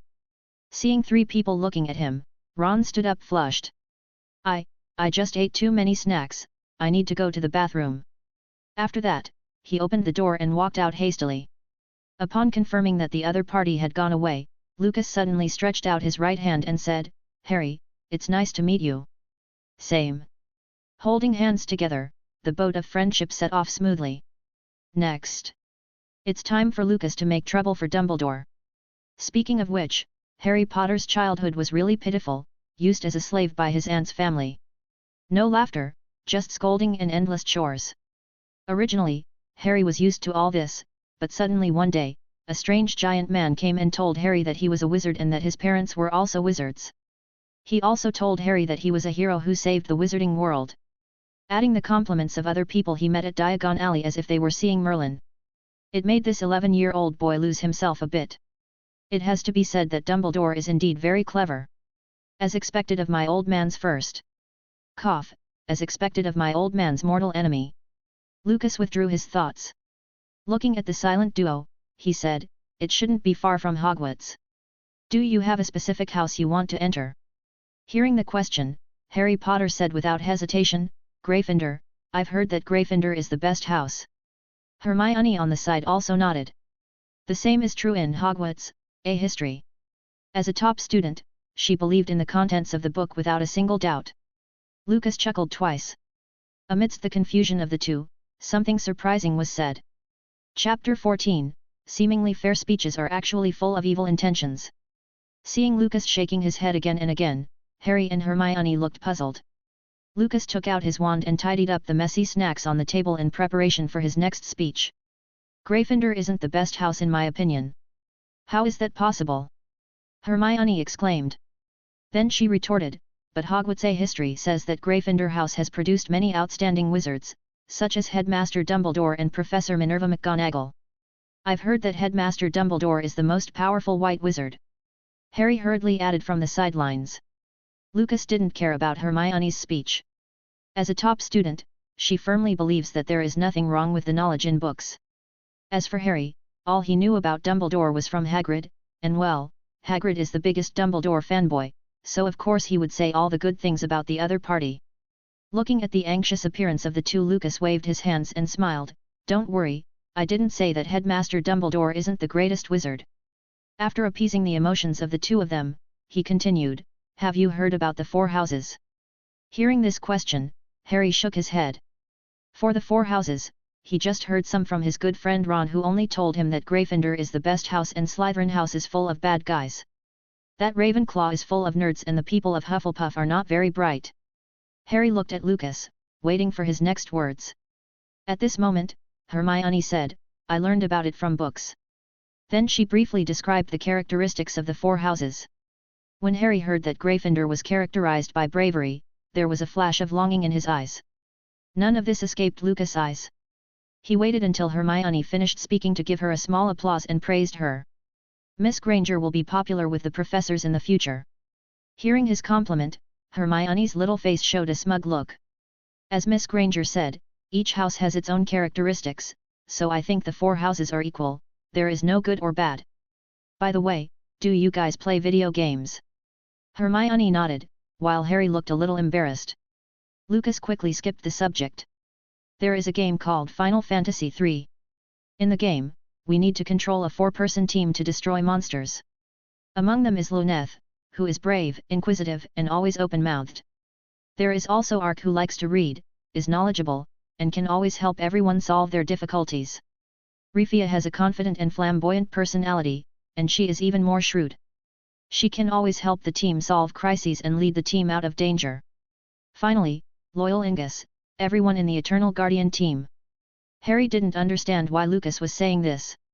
On the other hand, Hermione suddenly said, "Are you trying to say that the Four Houses are like these four people, and we can only get through this difficult time by uniting together?" Lucas nodded appreciatively. "The four founders of Hogwarts must be the same as the team in the game. The bravery of a Gryffindor, the knowledge of Ravenclaw, the shrewdness of a Slytherin, and the loyalty of Hufflepuff.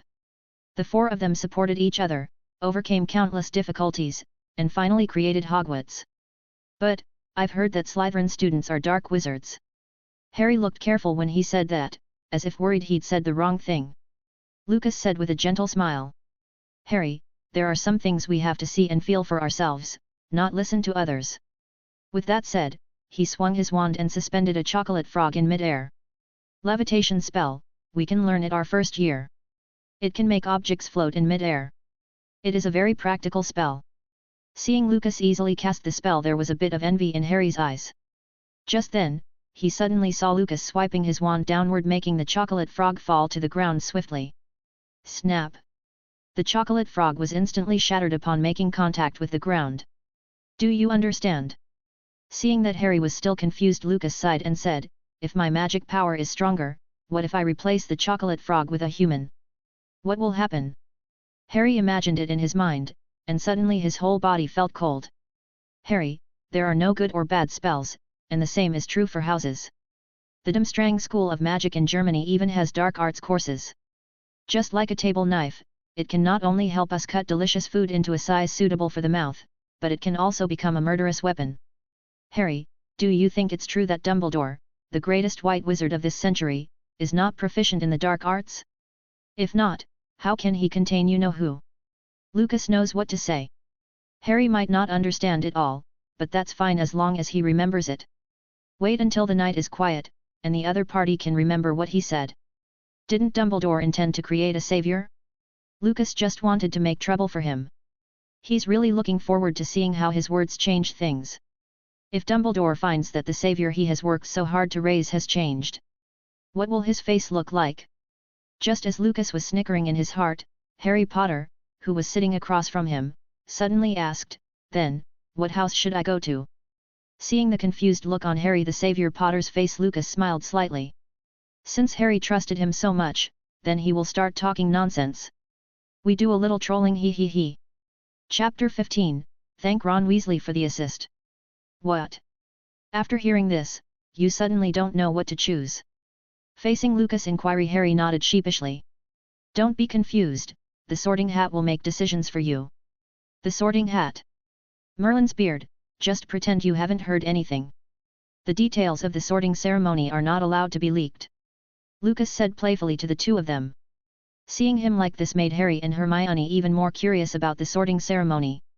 Diverting the topic, Lucas continued to answer Harry's questions. Although I have known you not long ago, I think you are more suitable to go to Gryffindor or Slytherin. In these two houses you will gain a lot. Hearing Slytherin, Harry frowned slightly, and there was still a little disgust in his eyes. Lucas didn't expect him to change his view of the Snake House all at once. After all, it is quite troublesome to change preconceived ideas. Especially to reverse the idea of an 11-year-old rebellious child. Mr. Grindelwald, what house do you think I'll be sorted into? Oh beautiful lady, I thought we were already friends, but you are acting so unfamiliar with me. Okay, Lucas, please answer my question. Lucas smiled slightly and Hermione rolled her eyes.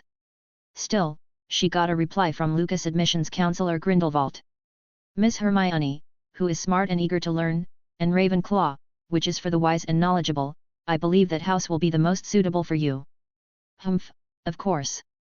Hermione's smug look shows that she is very satisfied with Lucas' answer.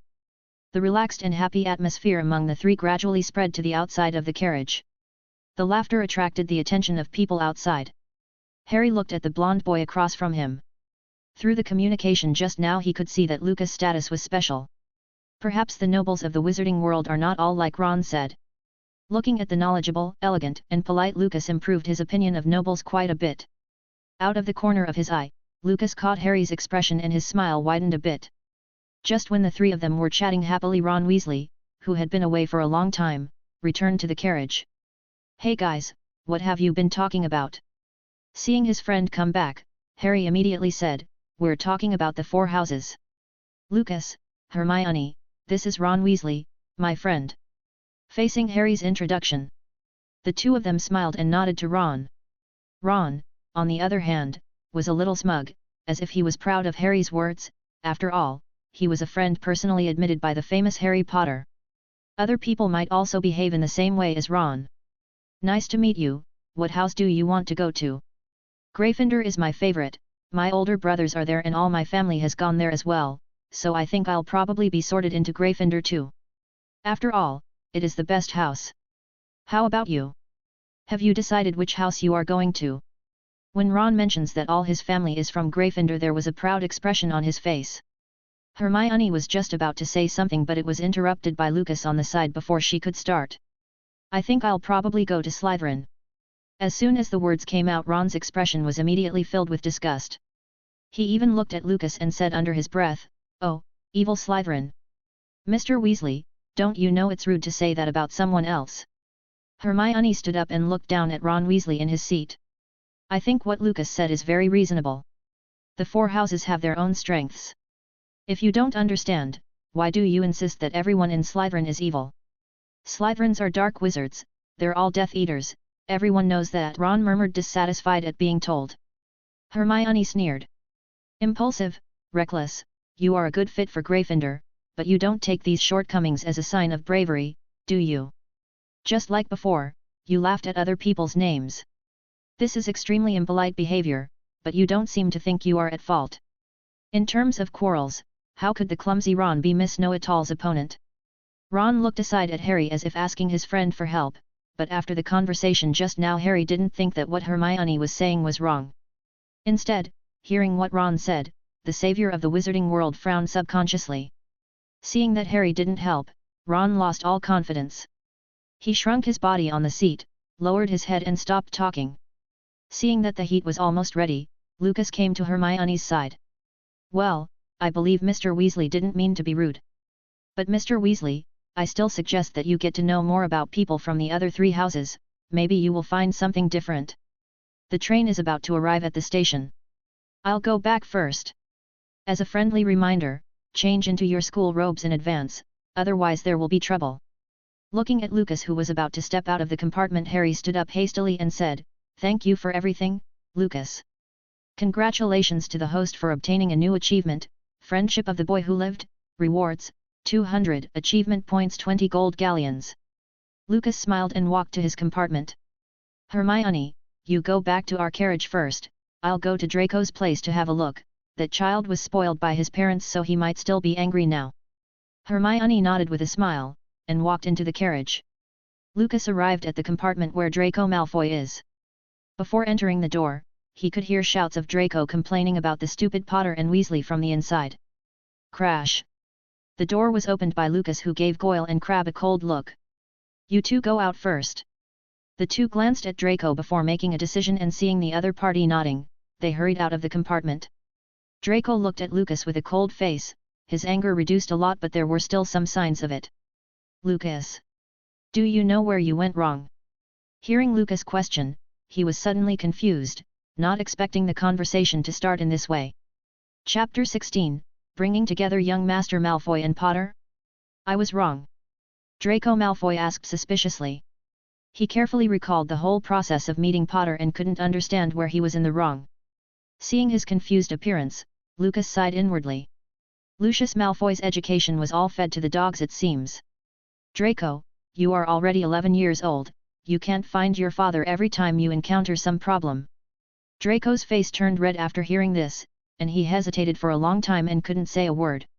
You should know that I have been preparing to cooperate with your father recently. We plan to open a number of shops in the British wizarding world. If there are no accidents in the future, the cooperation between our two families will continue for a long time. As the heir of the Malfoy family, your performance disappoints me. Draco looked at Lucas in panic upon hearing that. Lucas, you listen, let me explain it. Lucas waved his hand and said, you have received an excellent education since childhood and were born with a silver spoon, but this cannot be a reason for your arrogance. Maybe you look down on those children from non-wizard families or people like the Weasleys, but you still need to maintain a proper attitude. Have you ever seen your father bossing around those Muggle wizards? Draco recalled carefully, and he found that although his father looked down on those mudbloods, he never showed it openly when he met them in person. TL, this is completely because this is BSXD. I'll only say this once, and you should keep it firmly in your heart. Hearing what Lucas said, Draco nodded thoughtfully. Lucas poured another cup of black tea and gave him time to think about it. The carriage was quiet, only the sound of the train running on the rails was left. After a while Lucas put down his teacup and said suddenly, want to make friends with Harry Potter? Hey? No, it's just a Potter. Looking at the platinum-haired boy with dodgy eyes trying not to meet his own, Lucas said with a smile, it seems that I misunderstood, and I was thinking to help you out. He had just finished speaking and Draco looked up at him abruptly. What should I do? Lucas sipped his tea and seemed in no hurry to answer, which made Draco anxious. Lucas, don't just drink tea. If you like it, I'll ask Dad to send you some more. Oh, that's really thoughtful of you, Draco. Lucas put down his teacup, and slowly told Draco about Harry's experiences over the years. How dare they? How dare they treat Harry Potter like this? Draco said, fuming with anger. When I go to school, I must write to my father and ask him to take care of that disgusting Muggle couple. Lucas rolled his eyes mentally. It seems that the young Master Malfoy still has a long way to go to get rid of his bad habit of looking for his father when he has something to do.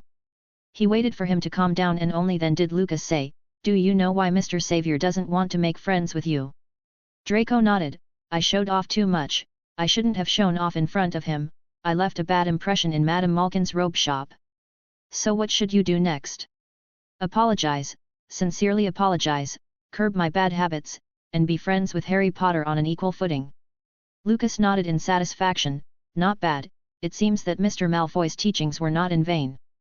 Putting the teacup on the small table, Lucas got up and walked out. Go call those two idiots bodyguards of yours by yourself, I still have things to deal with. Got it. Lucas returned to his compartment, and Hermione had already changed into her school robes. Quickly taking out the wizard robe from his luggage, he cast the shrinking charm on Hermione's and his luggage. I think you don't like people touching your luggage. Although the house elves at Hogwarts will help with students' luggage. But Lucas doesn't want his things to be touched by others. Hermione glanced at the suitcase the size of a matchbox in surprise. It seems that you are very suitable for Ravenclaw as well, Lucas. At this time, the train had stopped at the Hogsmeade station. The two put their luggage in their pockets and together, they walked towards the door. Coincidentally, the two met Harry and Ron, who were pulling their luggage in the passage. Reductio. Looking at the shrinked luggage, Harry immediately thanked Lucas. And seeing Lucas using the shrinking charm, it also attracted the attention of the other first-year freshmen. He can be regarded as a little famous among the freshmen thanks to his demonstration of magic. Hogsmeade Station. The place looked old and stale, and the pitch-black night seemed to engulf the surrounding scenery. It was intimidating to watch. The freshmen looked at the strange sight in a daze on the platform. At this time, a heavily accented voice came from the front. First-year freshmen, follow me. Hagrid's 3-meter-tall figure drew exclamations from the small first years. Lucas looked at the castle looming in the distance in the night. Suddenly looking forward to the sorting ceremony. I don't know, after my own actions, will the house of several people be the same as in the original book? Lucas couldn't help but quicken his pace a little, but he didn't forget what he should complain about. The name Hogwarts Express is quite badly chosen. Departed at 11 in the morning, and arrived at the terminal after dark only. Comment. To comment. Vote. Chapter 17, The Sorting Ceremony, A Different Fate. At Hagrid's loud urging, the crowd followed him to the pier. Walking through the muddy road and crossing the dark lake at night, the Big Four came to the ancient castle and established the greatest wizarding school in history, Hogwarts. Hermione sat on the boat, whispering the contents of Hogwarts, a history. Lucas, are we now going to repeat the path of the Big Four? Oh. I'm afraid that Ms. Rowena Ravenclaw would never have imagined that her house would welcome a witch as smart as Miss Hermione after 1,000 years. Humph. Hermione turned her head to the side, but her eyes showed how happy she felt at the praise. Everyone, heads down. Hagrid's loud voice came from ahead. After everyone passed under the stone bridge, Hogwarts School of Witchcraft and Wizardry appeared just around the corner. Looking at the huge castle in front of him, even Lucas was a little impressed. When he saw it in a movie in his previous life, he thought it was very spectacular. But when he really came in front of it, he realized that the appearance shown in the movie was less than 1,000th of the real Hogwarts. Hermione, Harry, and Ron on the same boat were also dumbfounded at this time. Obviously, they were amazed by the magnificent castle in front of them. Bang bang bang! Hagrid knocked on the gate of the castle, and a black-haired witch came out of the door. The witch's hair was tied up in a tight bun and she wore dark green robes. Her expression was very serious. Professor McGonagall, these children are in your hands. After Hagrid finished speaking, he turned and prepared to leave. He also winked at Harry before leaving. Welcome to Hogwarts. Professor McGonagall looked at the young wizards in front of her seriously and continued. After a while, you will pass through this door and enter the Great Hall, but before you can take your seats, you need to go through the sorting ceremony to determine which house you belong to. Gryffindor, Hufflepuff, Ravenclaw, or Slytherin, the house will be like your family while you're at school. Good performance can add points to the house, but if someone violates the school rules, points will be deducted accordingly. At the end of the year, whichever house has the highest score will win the House Cup, which is a great honor. Smarten up, we'll start right away. After McGonagall finished speaking, she led them into a side chamber next to the Great Hall where they will wait for the start of the sorting ceremony. Yah-ho-ho-ho! There was a sudden shout, and then a dozen ghosts emerged from the wall. Seeing the scared faces of the freshmen, these ghosts were pleased with their performance. Lucas is very interested in the ghosts of Hogwarts. Just as he was observing with great interest, suddenly, he felt a cold hand holding his own. Seeing Hermione's pale face, Lucas smiled and said, "Don't be afraid, I'm here, these ghosts are just joking." "Of course I know, it was introduced in Hogwarts, a history. He didn't expose her, but just clenched his hand. "First years, we are ready to start." Professor McGonagall's voice is heard ahead. Immediately afterwards, a bright light came from the door in front of everyone and the freshmen lined up to enter. They were quickly attracted by the scenery in front of them. There was a long table horizontally placed at the front of the Great Hall where a group of professors were sitting at the moment, watching the little wizards. Sitting in the middle of the long table was the headmaster of Hogwarts, Albus Too Many Names Dumbledore. In the hall, there are 4 long tables arranged vertically. Students from the 4 houses have been waiting at their tables for a long time. "Lucas, look up to the sky." Following Hermione's prompt, Lucas saw a gorgeous starry sky, under which there are countless floating candles suspended in mid-air. Hermione shook Lucas' arm excitedly. "I've read in books that the candles, and the ceiling, are all bewitched." Lucas didn't have time to reply since Professor McGonagall's voice came from ahead. "The sorting ceremony begins now." After saying that, she unfolded a long piece of parchment and read, "Hannah Abbott." Lucas looked forward. A pink-faced blonde girl with pigtails stepped up to the stool. "The Abbott family, one of the sacred 28 families. Hannah Abbott, future wife of Neville Longbottom, owner of the Leaky Cauldron."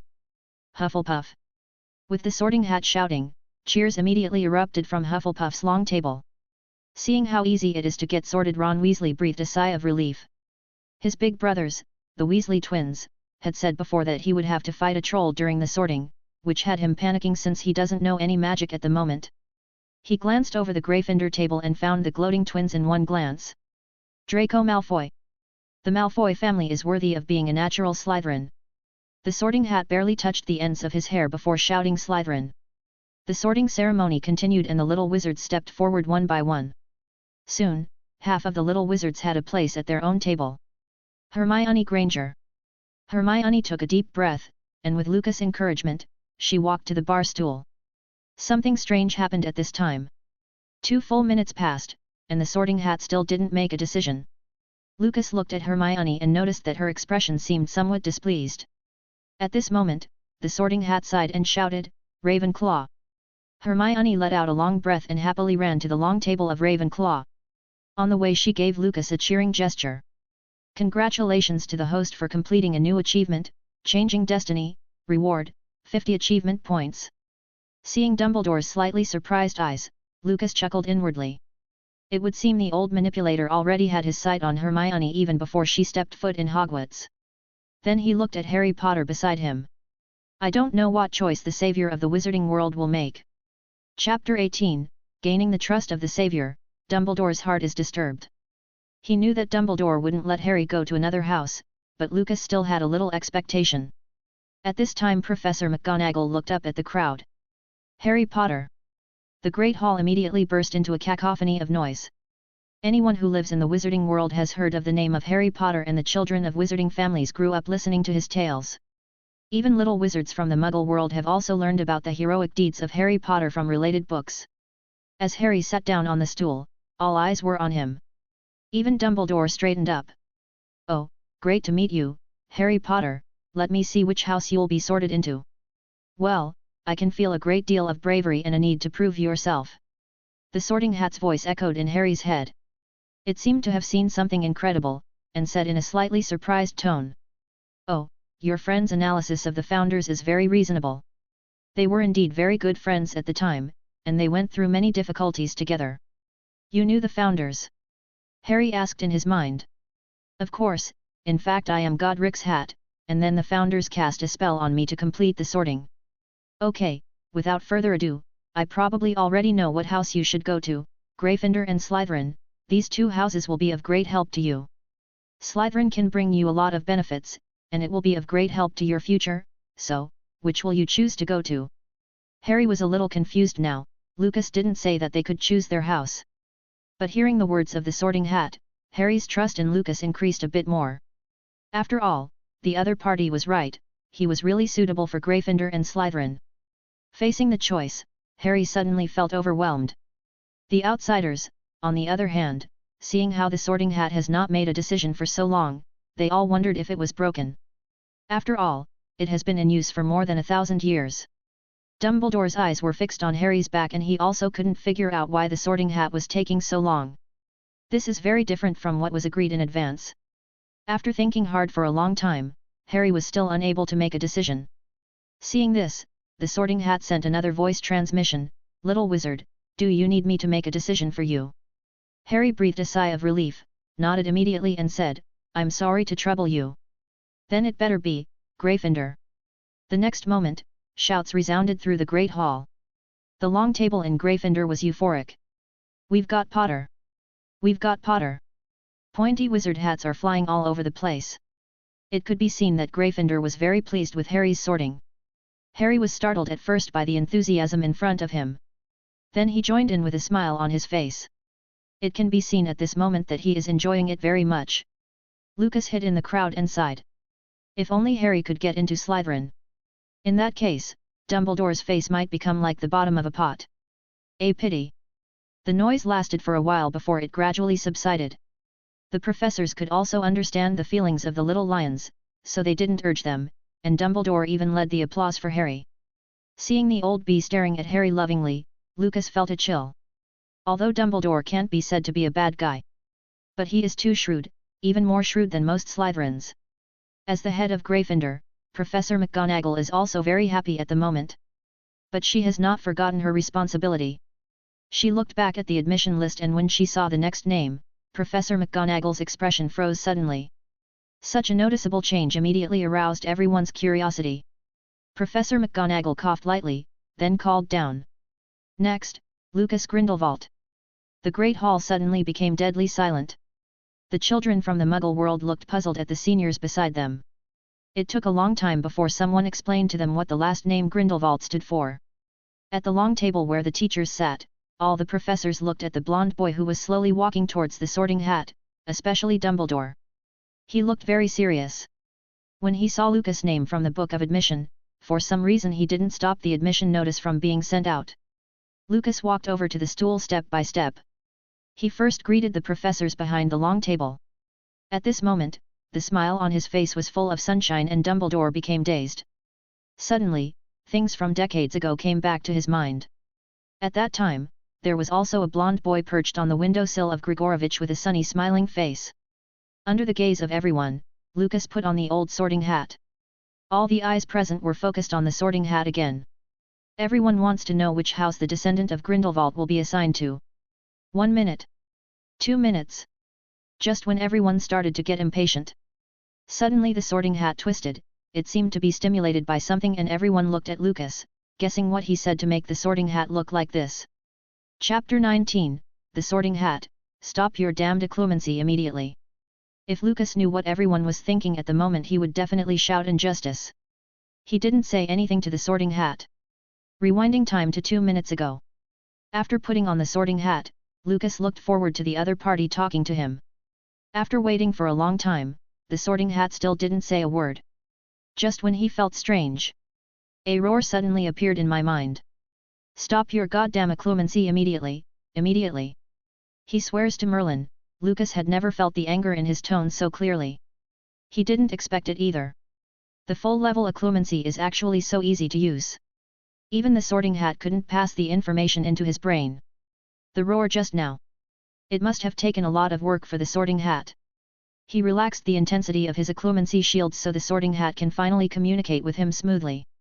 Oh, Grindelwald boy, I have to say your occlumency is pretty good, and thank you for your compliments on the founders. Thank you for your compliment, Mr. Hat. Let's not talk nonsense, let me see what house I should send you to. The voice just fell and Lucas felt a strange force invading his brain. Fortunately, this force can only explore his mind superficially. And oh, I haven't seen such an interesting little guy for a long time. Perhaps in retaliation for Lucas' mind-blocking behavior, the Sorting Hat's next words were heard so loudly that the entire Great Hall could hear them. Educated, curious about everything, fair-minded, you are undoubtedly a good candidate for Ravenclaw. Hearing the words from the Sorting Hat, Hermione on the long table at Ravenclaw had a smile on her face. The rest of the house was ready to stand and cheer, but the Sorting Hat obviously hadn't finished talking. Brave, courageous, and selfless, I seem to see the shadow of Godric in you, and I think you can also achieve good results in Gryffindor. Whoa, loyalty, integrity, yes, yes, Helga likes a kid like you the most. Of course, with your surname and innate shrewdness, Salazar might accept you as his disciple. Then, little wizard, it's up to you to make a choice. At this moment Lucas became the focus of the audience. The students of the four tables watched him closely, waiting for him to make a final decision. Dumbledore was also curious. How would the blonde boy in front of him choose? Is it Gryffindor, Ravenclaw or Hufflepuff? Still thinking if he should choose Slytherin, Lucas hesitated for only a few seconds. He already made a decision in his heart. Knowing Lucas' choice, the Sorting Hat asked, "Have you decided?" "Well, since that's the case, I'm going to announce it. Slytherin." Boom. The Slytherin table erupted in unprecedented cheers. Draco stood up and applauded. Lucas puts the Sorting Hat on the chair. He saluted the professors politely, and then walked towards the long table in Slytherin. Congratulations to the host for obtaining a new achievement, Set Sail Hogwarts, rewards, 100 achievement points, a box of Bertie Bott's every flavor beans. Watching that elegant figure gradually go away, Dumbledore's eyes became a little complicated, but more worried and defensive. But his expression was perfectly blocked by those glasses and cannot be explored by others. The sorting ceremony was soon over. Then it was Headmaster Dumbledore's turn to speak. As a principal, if you don't speak for more than half an hour, you are not qualified, so obviously, Dumbledore was very unqualified. Because he said just a few words. Before officially starting the feast, I have a few words to say, nitwit, blubber, oddment, tweak, thank you all, now tuck in. As his words fell, a sumptuous amount of food appeared on the empty long table. The little wizards who had been hungry for a long time immediately turned their eyes left and right. Even then, the little snakes of Slytherin didn't forget to socialize at this time. "Hey, Mr. Grindelwald, nice to meet you, my name is Blaise Zabinai, you can call me by my first name." "Nice to meet you, just call me Lucas." Blaise is tall for his age, dark-skinned and with brown eyes. He also seems to have a good relationship with Draco. Lucas also knew that this guy was rich, or his mother was very rich. Madame Zabinai was a beautiful and famous witch who has been married 7 times, without exception, all her husbands died early due to various unfortunate and suspicious reasons. And as their widow, Mrs. Zabinai always received a large inheritance which also included many shops in Diagon Alley. Lucas is willing to engage in friendship simply because the Zabinai family would be a good ally. At this time, Draco also brought several people to Lucas. "Lucas, let me introduce you. This is Pansy Parkinson, and this is Daphne Greengrass. They are both my good friends." Lucas nodded politely to the two, and praised their beauty at the same time. These two are no strangers to him. All are members of the sacred 28 families. One is Draco's girlfriend during his school years and the other is his future sister-in-law. But now with Lucas here, in the future, degree, ahem. The dinner ended in a friendly atmosphere. Waiting until the last little wizard puts down his knife and fork in his hands, Dumbledore stood up again and said, "I have a few pieces of information for the start of school that need everyone's attention, especially the first years. The Forbidden Forest is, as its name says, forbidden. In addition, our caretaker, Mr. Filch, wants me to remind you that using magic in corridors outside of classes is strictly forbidden. I also would like to inform you that the 3rd floor corridor is out of bounds to anyone who does not wish to die a very painful death. Now, time to sing our school song, each pick your own familiar tune. With a wave of Dumbledore's hand, lyrics appeared in midair which resulted in a messy off-key song. All houses returned to their bedrooms under the leadership of the prefects. In the corridor leading to the basement, the girl leading the crowd spoke. I'm the Slytherin prefect Gemma Farley, please pay attention to discipline, I don't want anyone to be a cause for deduction of points, you have been warned. And those freshmen, please put away your curious and ignorant eyes, and always remember that you are a Slytherin and should act like such. She brought everyone to a wet wall and said, pure blood.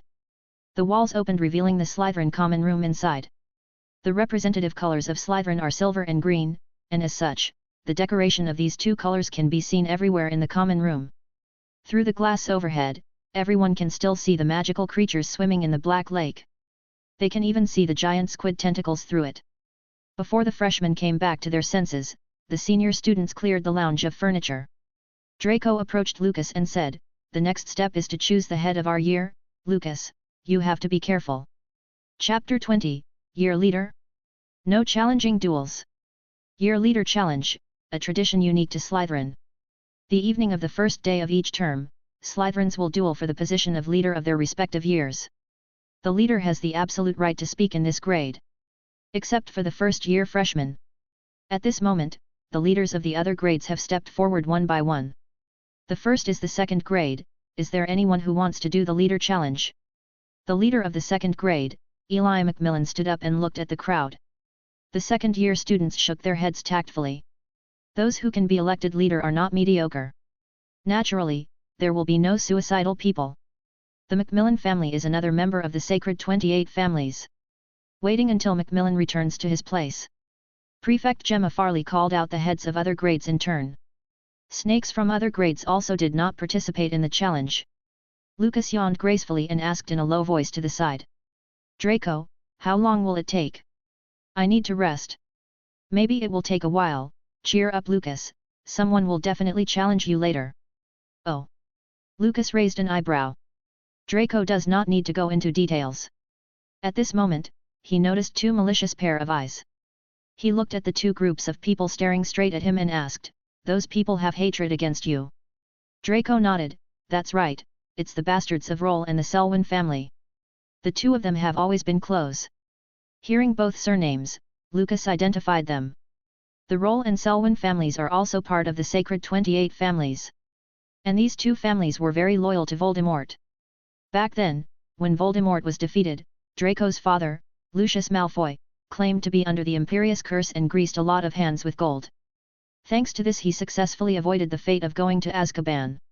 It's no wonder the two families hate Draco so much. In their eyes, the Malfoy family is a traitor among the Death Eaters. Figuring out cause and effect, Lucas looked dangerously at those people. Loyal to Voldemort? That is a useless person. First-year freshman, now it's your turn. If you want to participate in the leader challenge, please come to the middle. People from the two families, Roll and Selwyn, stepped forward immediately. They looked at Draco sitting on the sofa and said, Draco Malfoy, you don't want to be a turtle, do you? Bastard! Draco cursed, got up and walked to the duel arena. Lucas sighed, unable to stop him on time. This brat, can't he see that they are just provoking him? At this moment, there were more than a dozen freshmen standing in the middle of the venue. They are all people from important families. Although the duel has not yet begun, everyone's eyes are already lingering on Lucas. Who made his surname so eye-catching? First Year Leader Challenge, start now. Prefect Gemma Farley had just finished speaking. The boy of the Roll family resorted to the dancing feet charm and Draco waved his wand with a disdainful expression. Finite.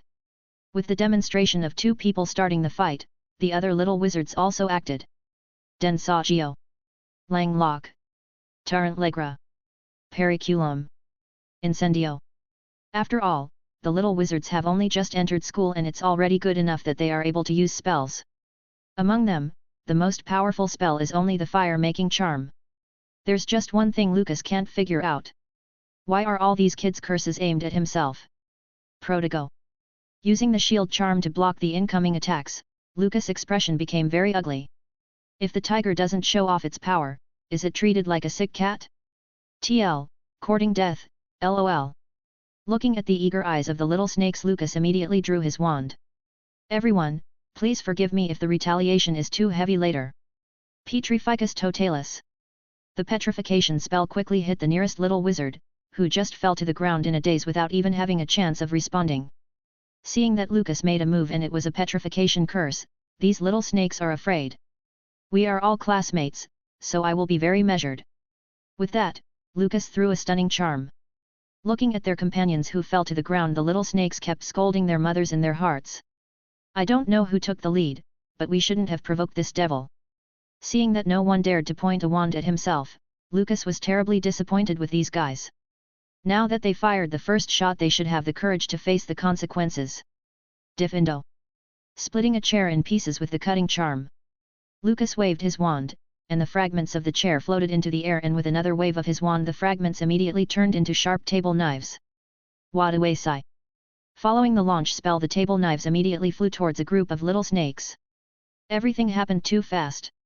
It was too late for the seniors to stop them. Fortunately, Lucas shot very well and he just used the table knives to drive the little snakes out of the duel area. Among the senior crowd watching the game, 5th grade leader Carl O'Neill asked leader Payne Traverse, who is a year ahead of him. Payne, what do you think of Grindelwald? If he only has this level, then it's not difficult for me to deal with him, but seeing him complete the transfiguration spells so easily, I'm afraid his strength is not limited to that. Carl nodded, he very much approved of his friend's judgment. At the same time, snakes from other grades were also discussing Lucas' situation. The strength he displayed won the favor of many present. After cleaning up these opponents, Lucas turned to look at Draco and just happened to see him end his own duel.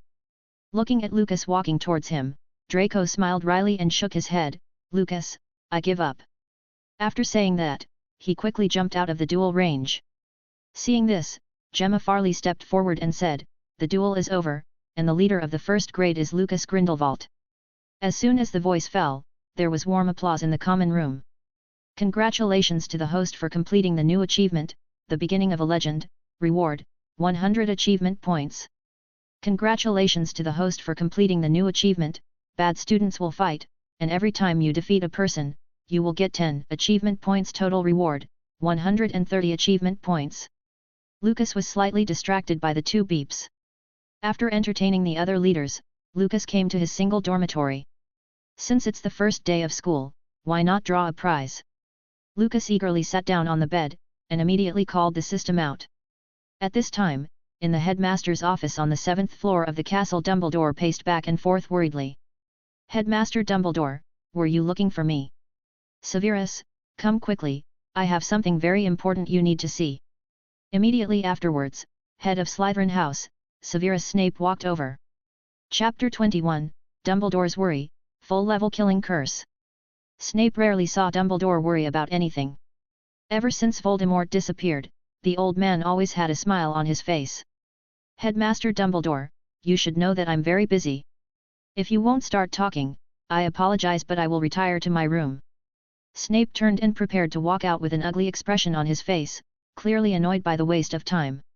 Oh, Severus, wait, I wanted to talk to you about Lucas Grindelwald. Snape turned around sharply. With a slight sneer on his face, he said, what? Does Headmaster Dumbledore even have to guard against a first-year student now? Severus, you know I didn't mean that. Then what do you mean? Telling me to keep an eye on an 11-year-old. Seeing Dumbledore keeping silent, the sneer on Snape's face was even more evident. Headmaster Dumbledore, I still have a lot of work to do, and I don't have time to play house with you. Watching Snape turn and walk down the steps, Dumbledore said hastily, please, this is a critical time, just for Harry's sake. Looking at Snape, who continued walking without looking back, Dumbledore said again, just for Lily's sake. Snape stopped suddenly and turned sharply towards Dumbledore. Due to the high speed, the black wizard robe on his body floated up, making him look like a big bat. Snape came to the other side, his empty eyes filled with sadness. At this moment, he was like a wounded beast. Never, ever mention her name in front of me again. Sorry Severus, Harry is her child, you saw him too, he has the same green eyes as his mother. At the mention of those eyes, Snape's face trembled. He took 2 steps back, looking at Dumbledore helplessly. What do you want me to do? Keep an eye on him, don't let him do anything wrong, the kid has been living in Austria, I'm not sure if he will have any influence on our plans." After making sure Dumbledore had finished speaking, Snape immediately headed for the spiral staircase. Looking at the back of Snape leaving, Dumbledore let out a long breath. Having known Snape for many years, he knew he had agreed to his request. A total of 20 rewards were obtained in this lottery, including 12 bronze rewards, 5 silver rewards, and 3 gold rewards. The details are as follows. Bronze rewards, 80 galleons, 60 galleons, 140 galleons, 1 galleon, 2 pairs of wool socks, delicious dried mouse, sizzling honey candy, boutique wizard robe, Gellert Grindelwald stinky socks, Dittany, Bezoar. Silver rewards, disillusionment charm, level 3, shattering curse, level 1, *3, first and second grade potion knowledge reserve. Gold reward, 2 points of talent can be assigned, unforgivable curse killing curse, level 9, Felix Felici's potion. All items have been put into the system backpack, and the host can pick them up at any time. Isn't there a platinum reward? Although he was prepared, Lucas was still a little disappointed. However, thinking that there is only a 0.3% chance of platinum rewards, he felt much better. There are still too few achievement points saved, 20 can't draw a miracle. Lucas opened the system and first received the talent points. His dark arts talent has reached the full level. These 2 talents are added according to merit, and should be added to charms and transfiguration.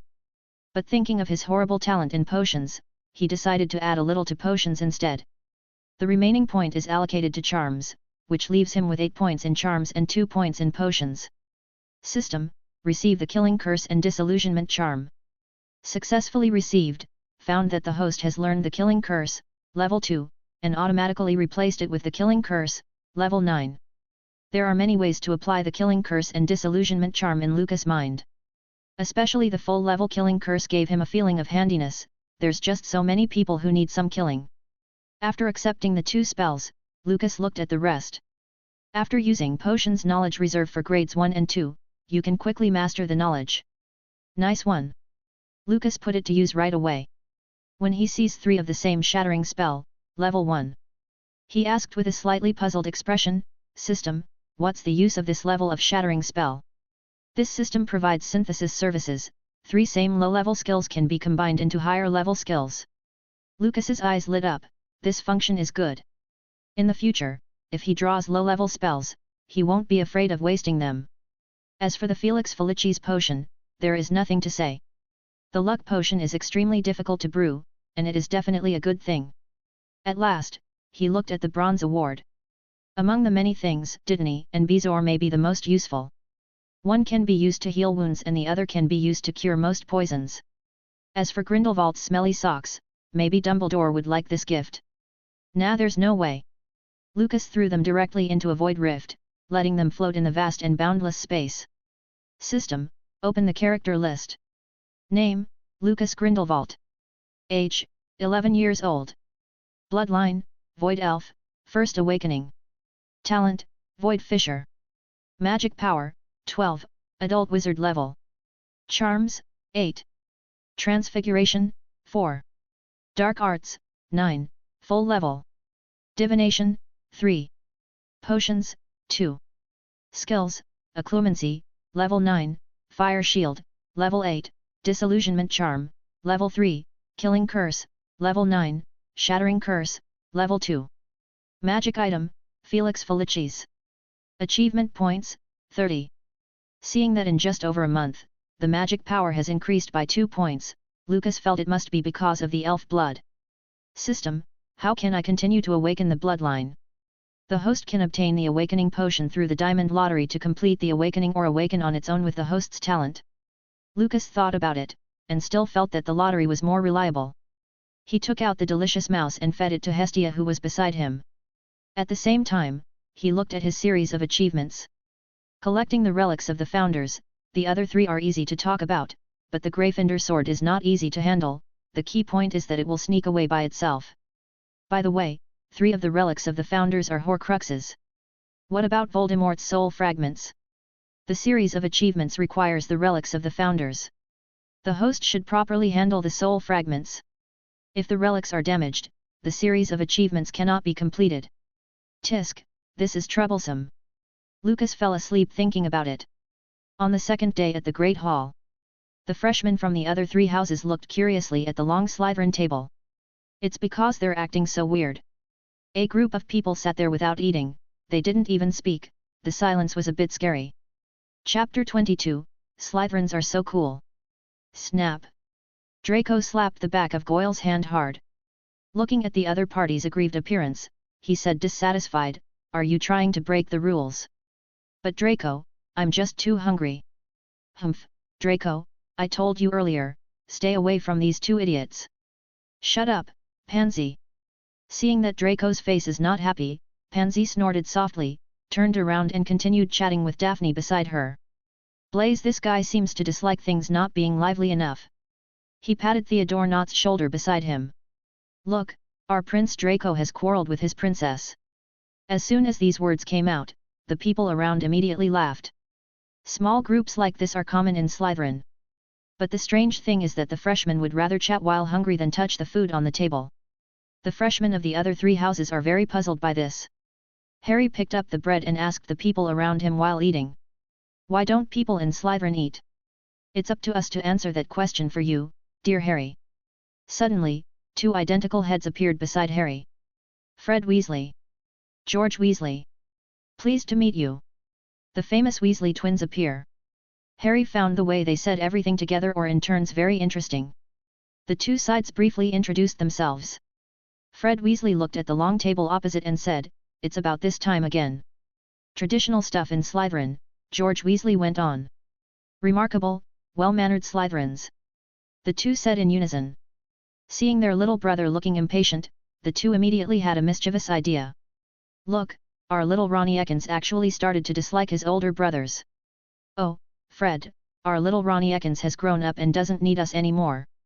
"I think so, George, it's such a relief." The funny behavior of the twins filled the Gryffindor table with laughter. After laughing, Harry asked, "Fred, George, you haven't told me what happened to Slytherin." The twins bowed around and thanked them before answering. "We can't say it, or it won't be fun. But we can assure you, you'll think Slytherin is cool by then." The 2 looked mysterious. Instead, the lion cubs looked at Slytherin frequently, full of curiosity, looking forward to the cool things that the twins talked about. There are also young eagles in the Ravenclaw table who are full of curiosity. Hermione frowned slightly as she sat at the table. Cho Chang looked at her looking around and teased. "Is our Miss Granger looking for someone, a boy perhaps?" "No, stop talking nonsense or I will ignore you," Hermione replied stiffly, but her blushing cheeks seemed to reveal something. The 2 cute girls were chatting, which attracted the attention of a large number of people. Looking at the energetic little wizards, Dumbledore, who was sitting in the teacher's chair, chuckled, "It's good to be young." Several professors, including McGonagall, smiled and nodded in agreement. At this time, Dumbledore changed the subject. Looking at the long table in Slytherin, he said, "Severus, it seems that the head of Slytherin's first grade has been determined. Who is it? I'm really looking forward to it." "Humph." Snape put the sliced sausage into his mouth and turned a blind eye to Dumbledore's play of foolishness. But Snape's eyes were still on the Slytherin table. Thinking of what Dumbledore told him last night, there was a ripple in his empty eyes.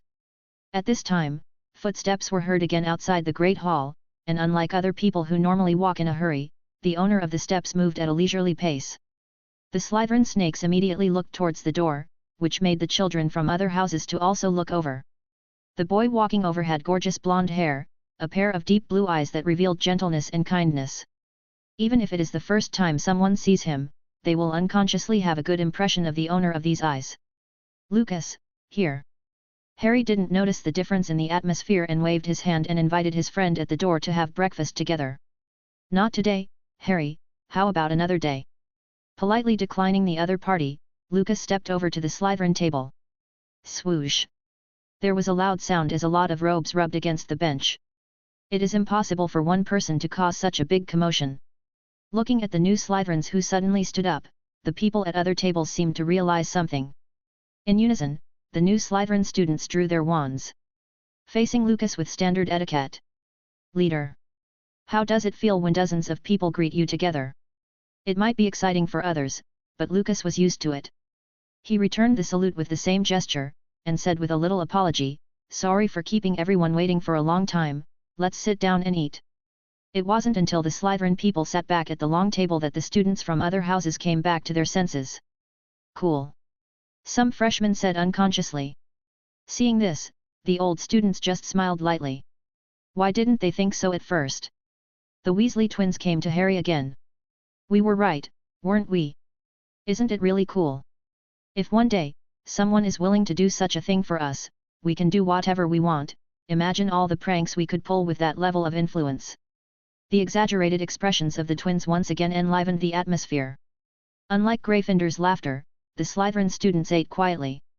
Lucas looked around the crowd, and seeing that everyone was almost finished eating, he said, "Everyone, I have something to announce." Everyone immediately put down the knives and forks in their hands, and turned to look at the blonde boy sitting in the front row. Chapter 23, Depressed Hermione and Worried Dumbledore. What's the most annoying thing about Hogwarts? It's undoubtedly those stairs that change positions at any time along with the intricate corridors. Every year, new students arrive late to classes because they get lost, and Lucas didn't want this to happen to him. Yesterday I consulted with the second-year leader, Eli Macmillan. After breakfast, there is still 1 hour before the morning's transfiguration class. Mr. Macmillan will send someone to guide us to familiarize ourselves with the routes leading to each classroom. I don't want people to lose points because they couldn't find their way just after school starts. Do you understand? Yes, leader. Hearing everyone answer in unison, Lucas nodded in satisfaction, signaling for those who were not full to eat more. Not far away at the long table of Ravenclaw, Hermione looked at Lucas, who seemed to be radiating light all over, feeling a little depressed. She thought that Lucas was too outstanding. No matter where he goes, he will get people's attention. But what about herself? Aside from her learning ability, which is pretty good, it seems that there isn't any other advantage. And there are many shortcomings, such as the bushy hair and rabbit teeth, not to mention her difficulty socializing. The young witch suddenly realized the troubles other than studying. Cho looked at the friend she met only yesterday and smiled knowingly, seeing who she was looking at. She turned to look at the Slytherin table. Looking at that junior curiously, what kind of magical power does he have, so that the little witch who has only known him for a day is troubled by him? Also watching Lucas was Dumbledore from the teacher's seat. Although he was prepared in his heart, but seeing the respectful attitude of the Slytherin students towards Lucas, his heart was filled with worry. Minerva, I remember the Slytherin children have your transfiguration class this morning, right? Yes, headmaster. Then please help me send a message to Mr. Grindelwald, ask him to come to my office after class, and say that I want to talk to him. Professor McGonagall nodded, her expression turning serious. When he was talking, he didn't lower his voice so the other professors also heard it. After hearing this, Snape also looked at the blonde boy on the long table. Can't wait to see through the other party now. Noticing the attention of everyone in the teacher's table, Lucas decided to just ignore it. According to the thinking of ordinary people, with his status, he should try to keep a low profile when he comes to Hogwarts to avoid making Dumbledore suspicious. Originally Lucas thought so too. He even recalled the web articles he read in his previous life in his mind in hope to learn from the experience of his predecessors. But later found out that what he did seemed superfluous, even a little silly.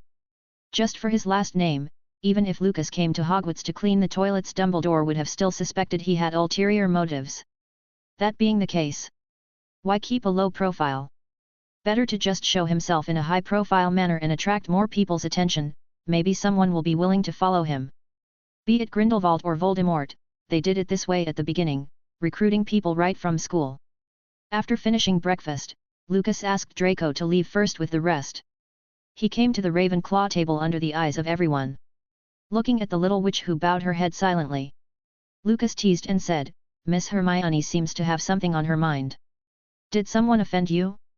Tell me the name, your knight is willing to help you out. No, nothing. Hermione replied in a low voice, then ran out with her head down. Lucas frowned slightly, wondering what was wrong with her for a while. On the other hand, Cho Chang smiled and said, Brave knight, what if it was you who offended Her Highness the Princess? Me? Lucas sighed in his heart, the girl's mind is really hard to guess. Although he didn't understand the specific reason, he still thanked Cho, not forgetting to praise her beauty before leaving.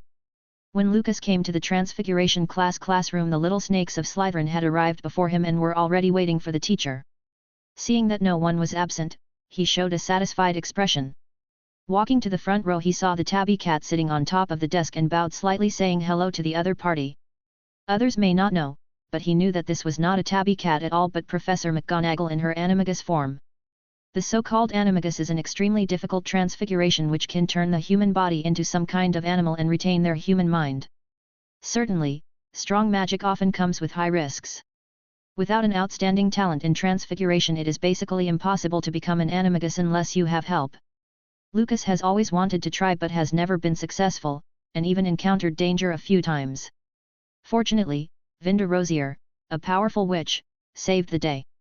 When I get a chance, I must ask Professor McGonagall for advice. Lucas thought in his seat. At this time, there were chaotic footsteps coming from outside the classroom door. It was Harry Potter and his friend Ronald Weasley, who were late to class. "Hey, I'm not mistaken, we're not late, you see Professor McGonagall isn't here yet." Ron gasped and said to Harry beside him. The voice just fell and the tabby cat on the table jumped down. In the blink of an eye, it became Professor McGonagall. Under the stunned expression of everyone, Professor McGonagall walked up to the two of them. "That was wicked, Dot." "Thank you for your compliment, Mr. Weasley," McGonagall replied gravely. "Maybe I should turn Mr. Potter and you into a pocket watch, maybe that way you wouldn't be late to class." Harry said shyly, "I'm sorry Professor, we got lost."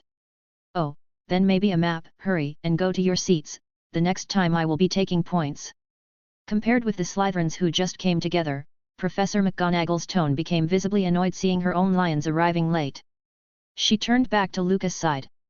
"Mr. Grindelwald, Headmaster Dumbledore asked me to convey that he would like to invite you to his office today after class. The headmaster's office is on the 7th floor of the castle behind the stone gargoyle. The password is lemon sherbet." Lucas smiled. "Thank you Professor McGonagall, I will go right after the class ends." His polite behavior earned him a smile from McGonagall. "Ladies and gentlemen, please open your textbooks, let's start class." Thanks for listening.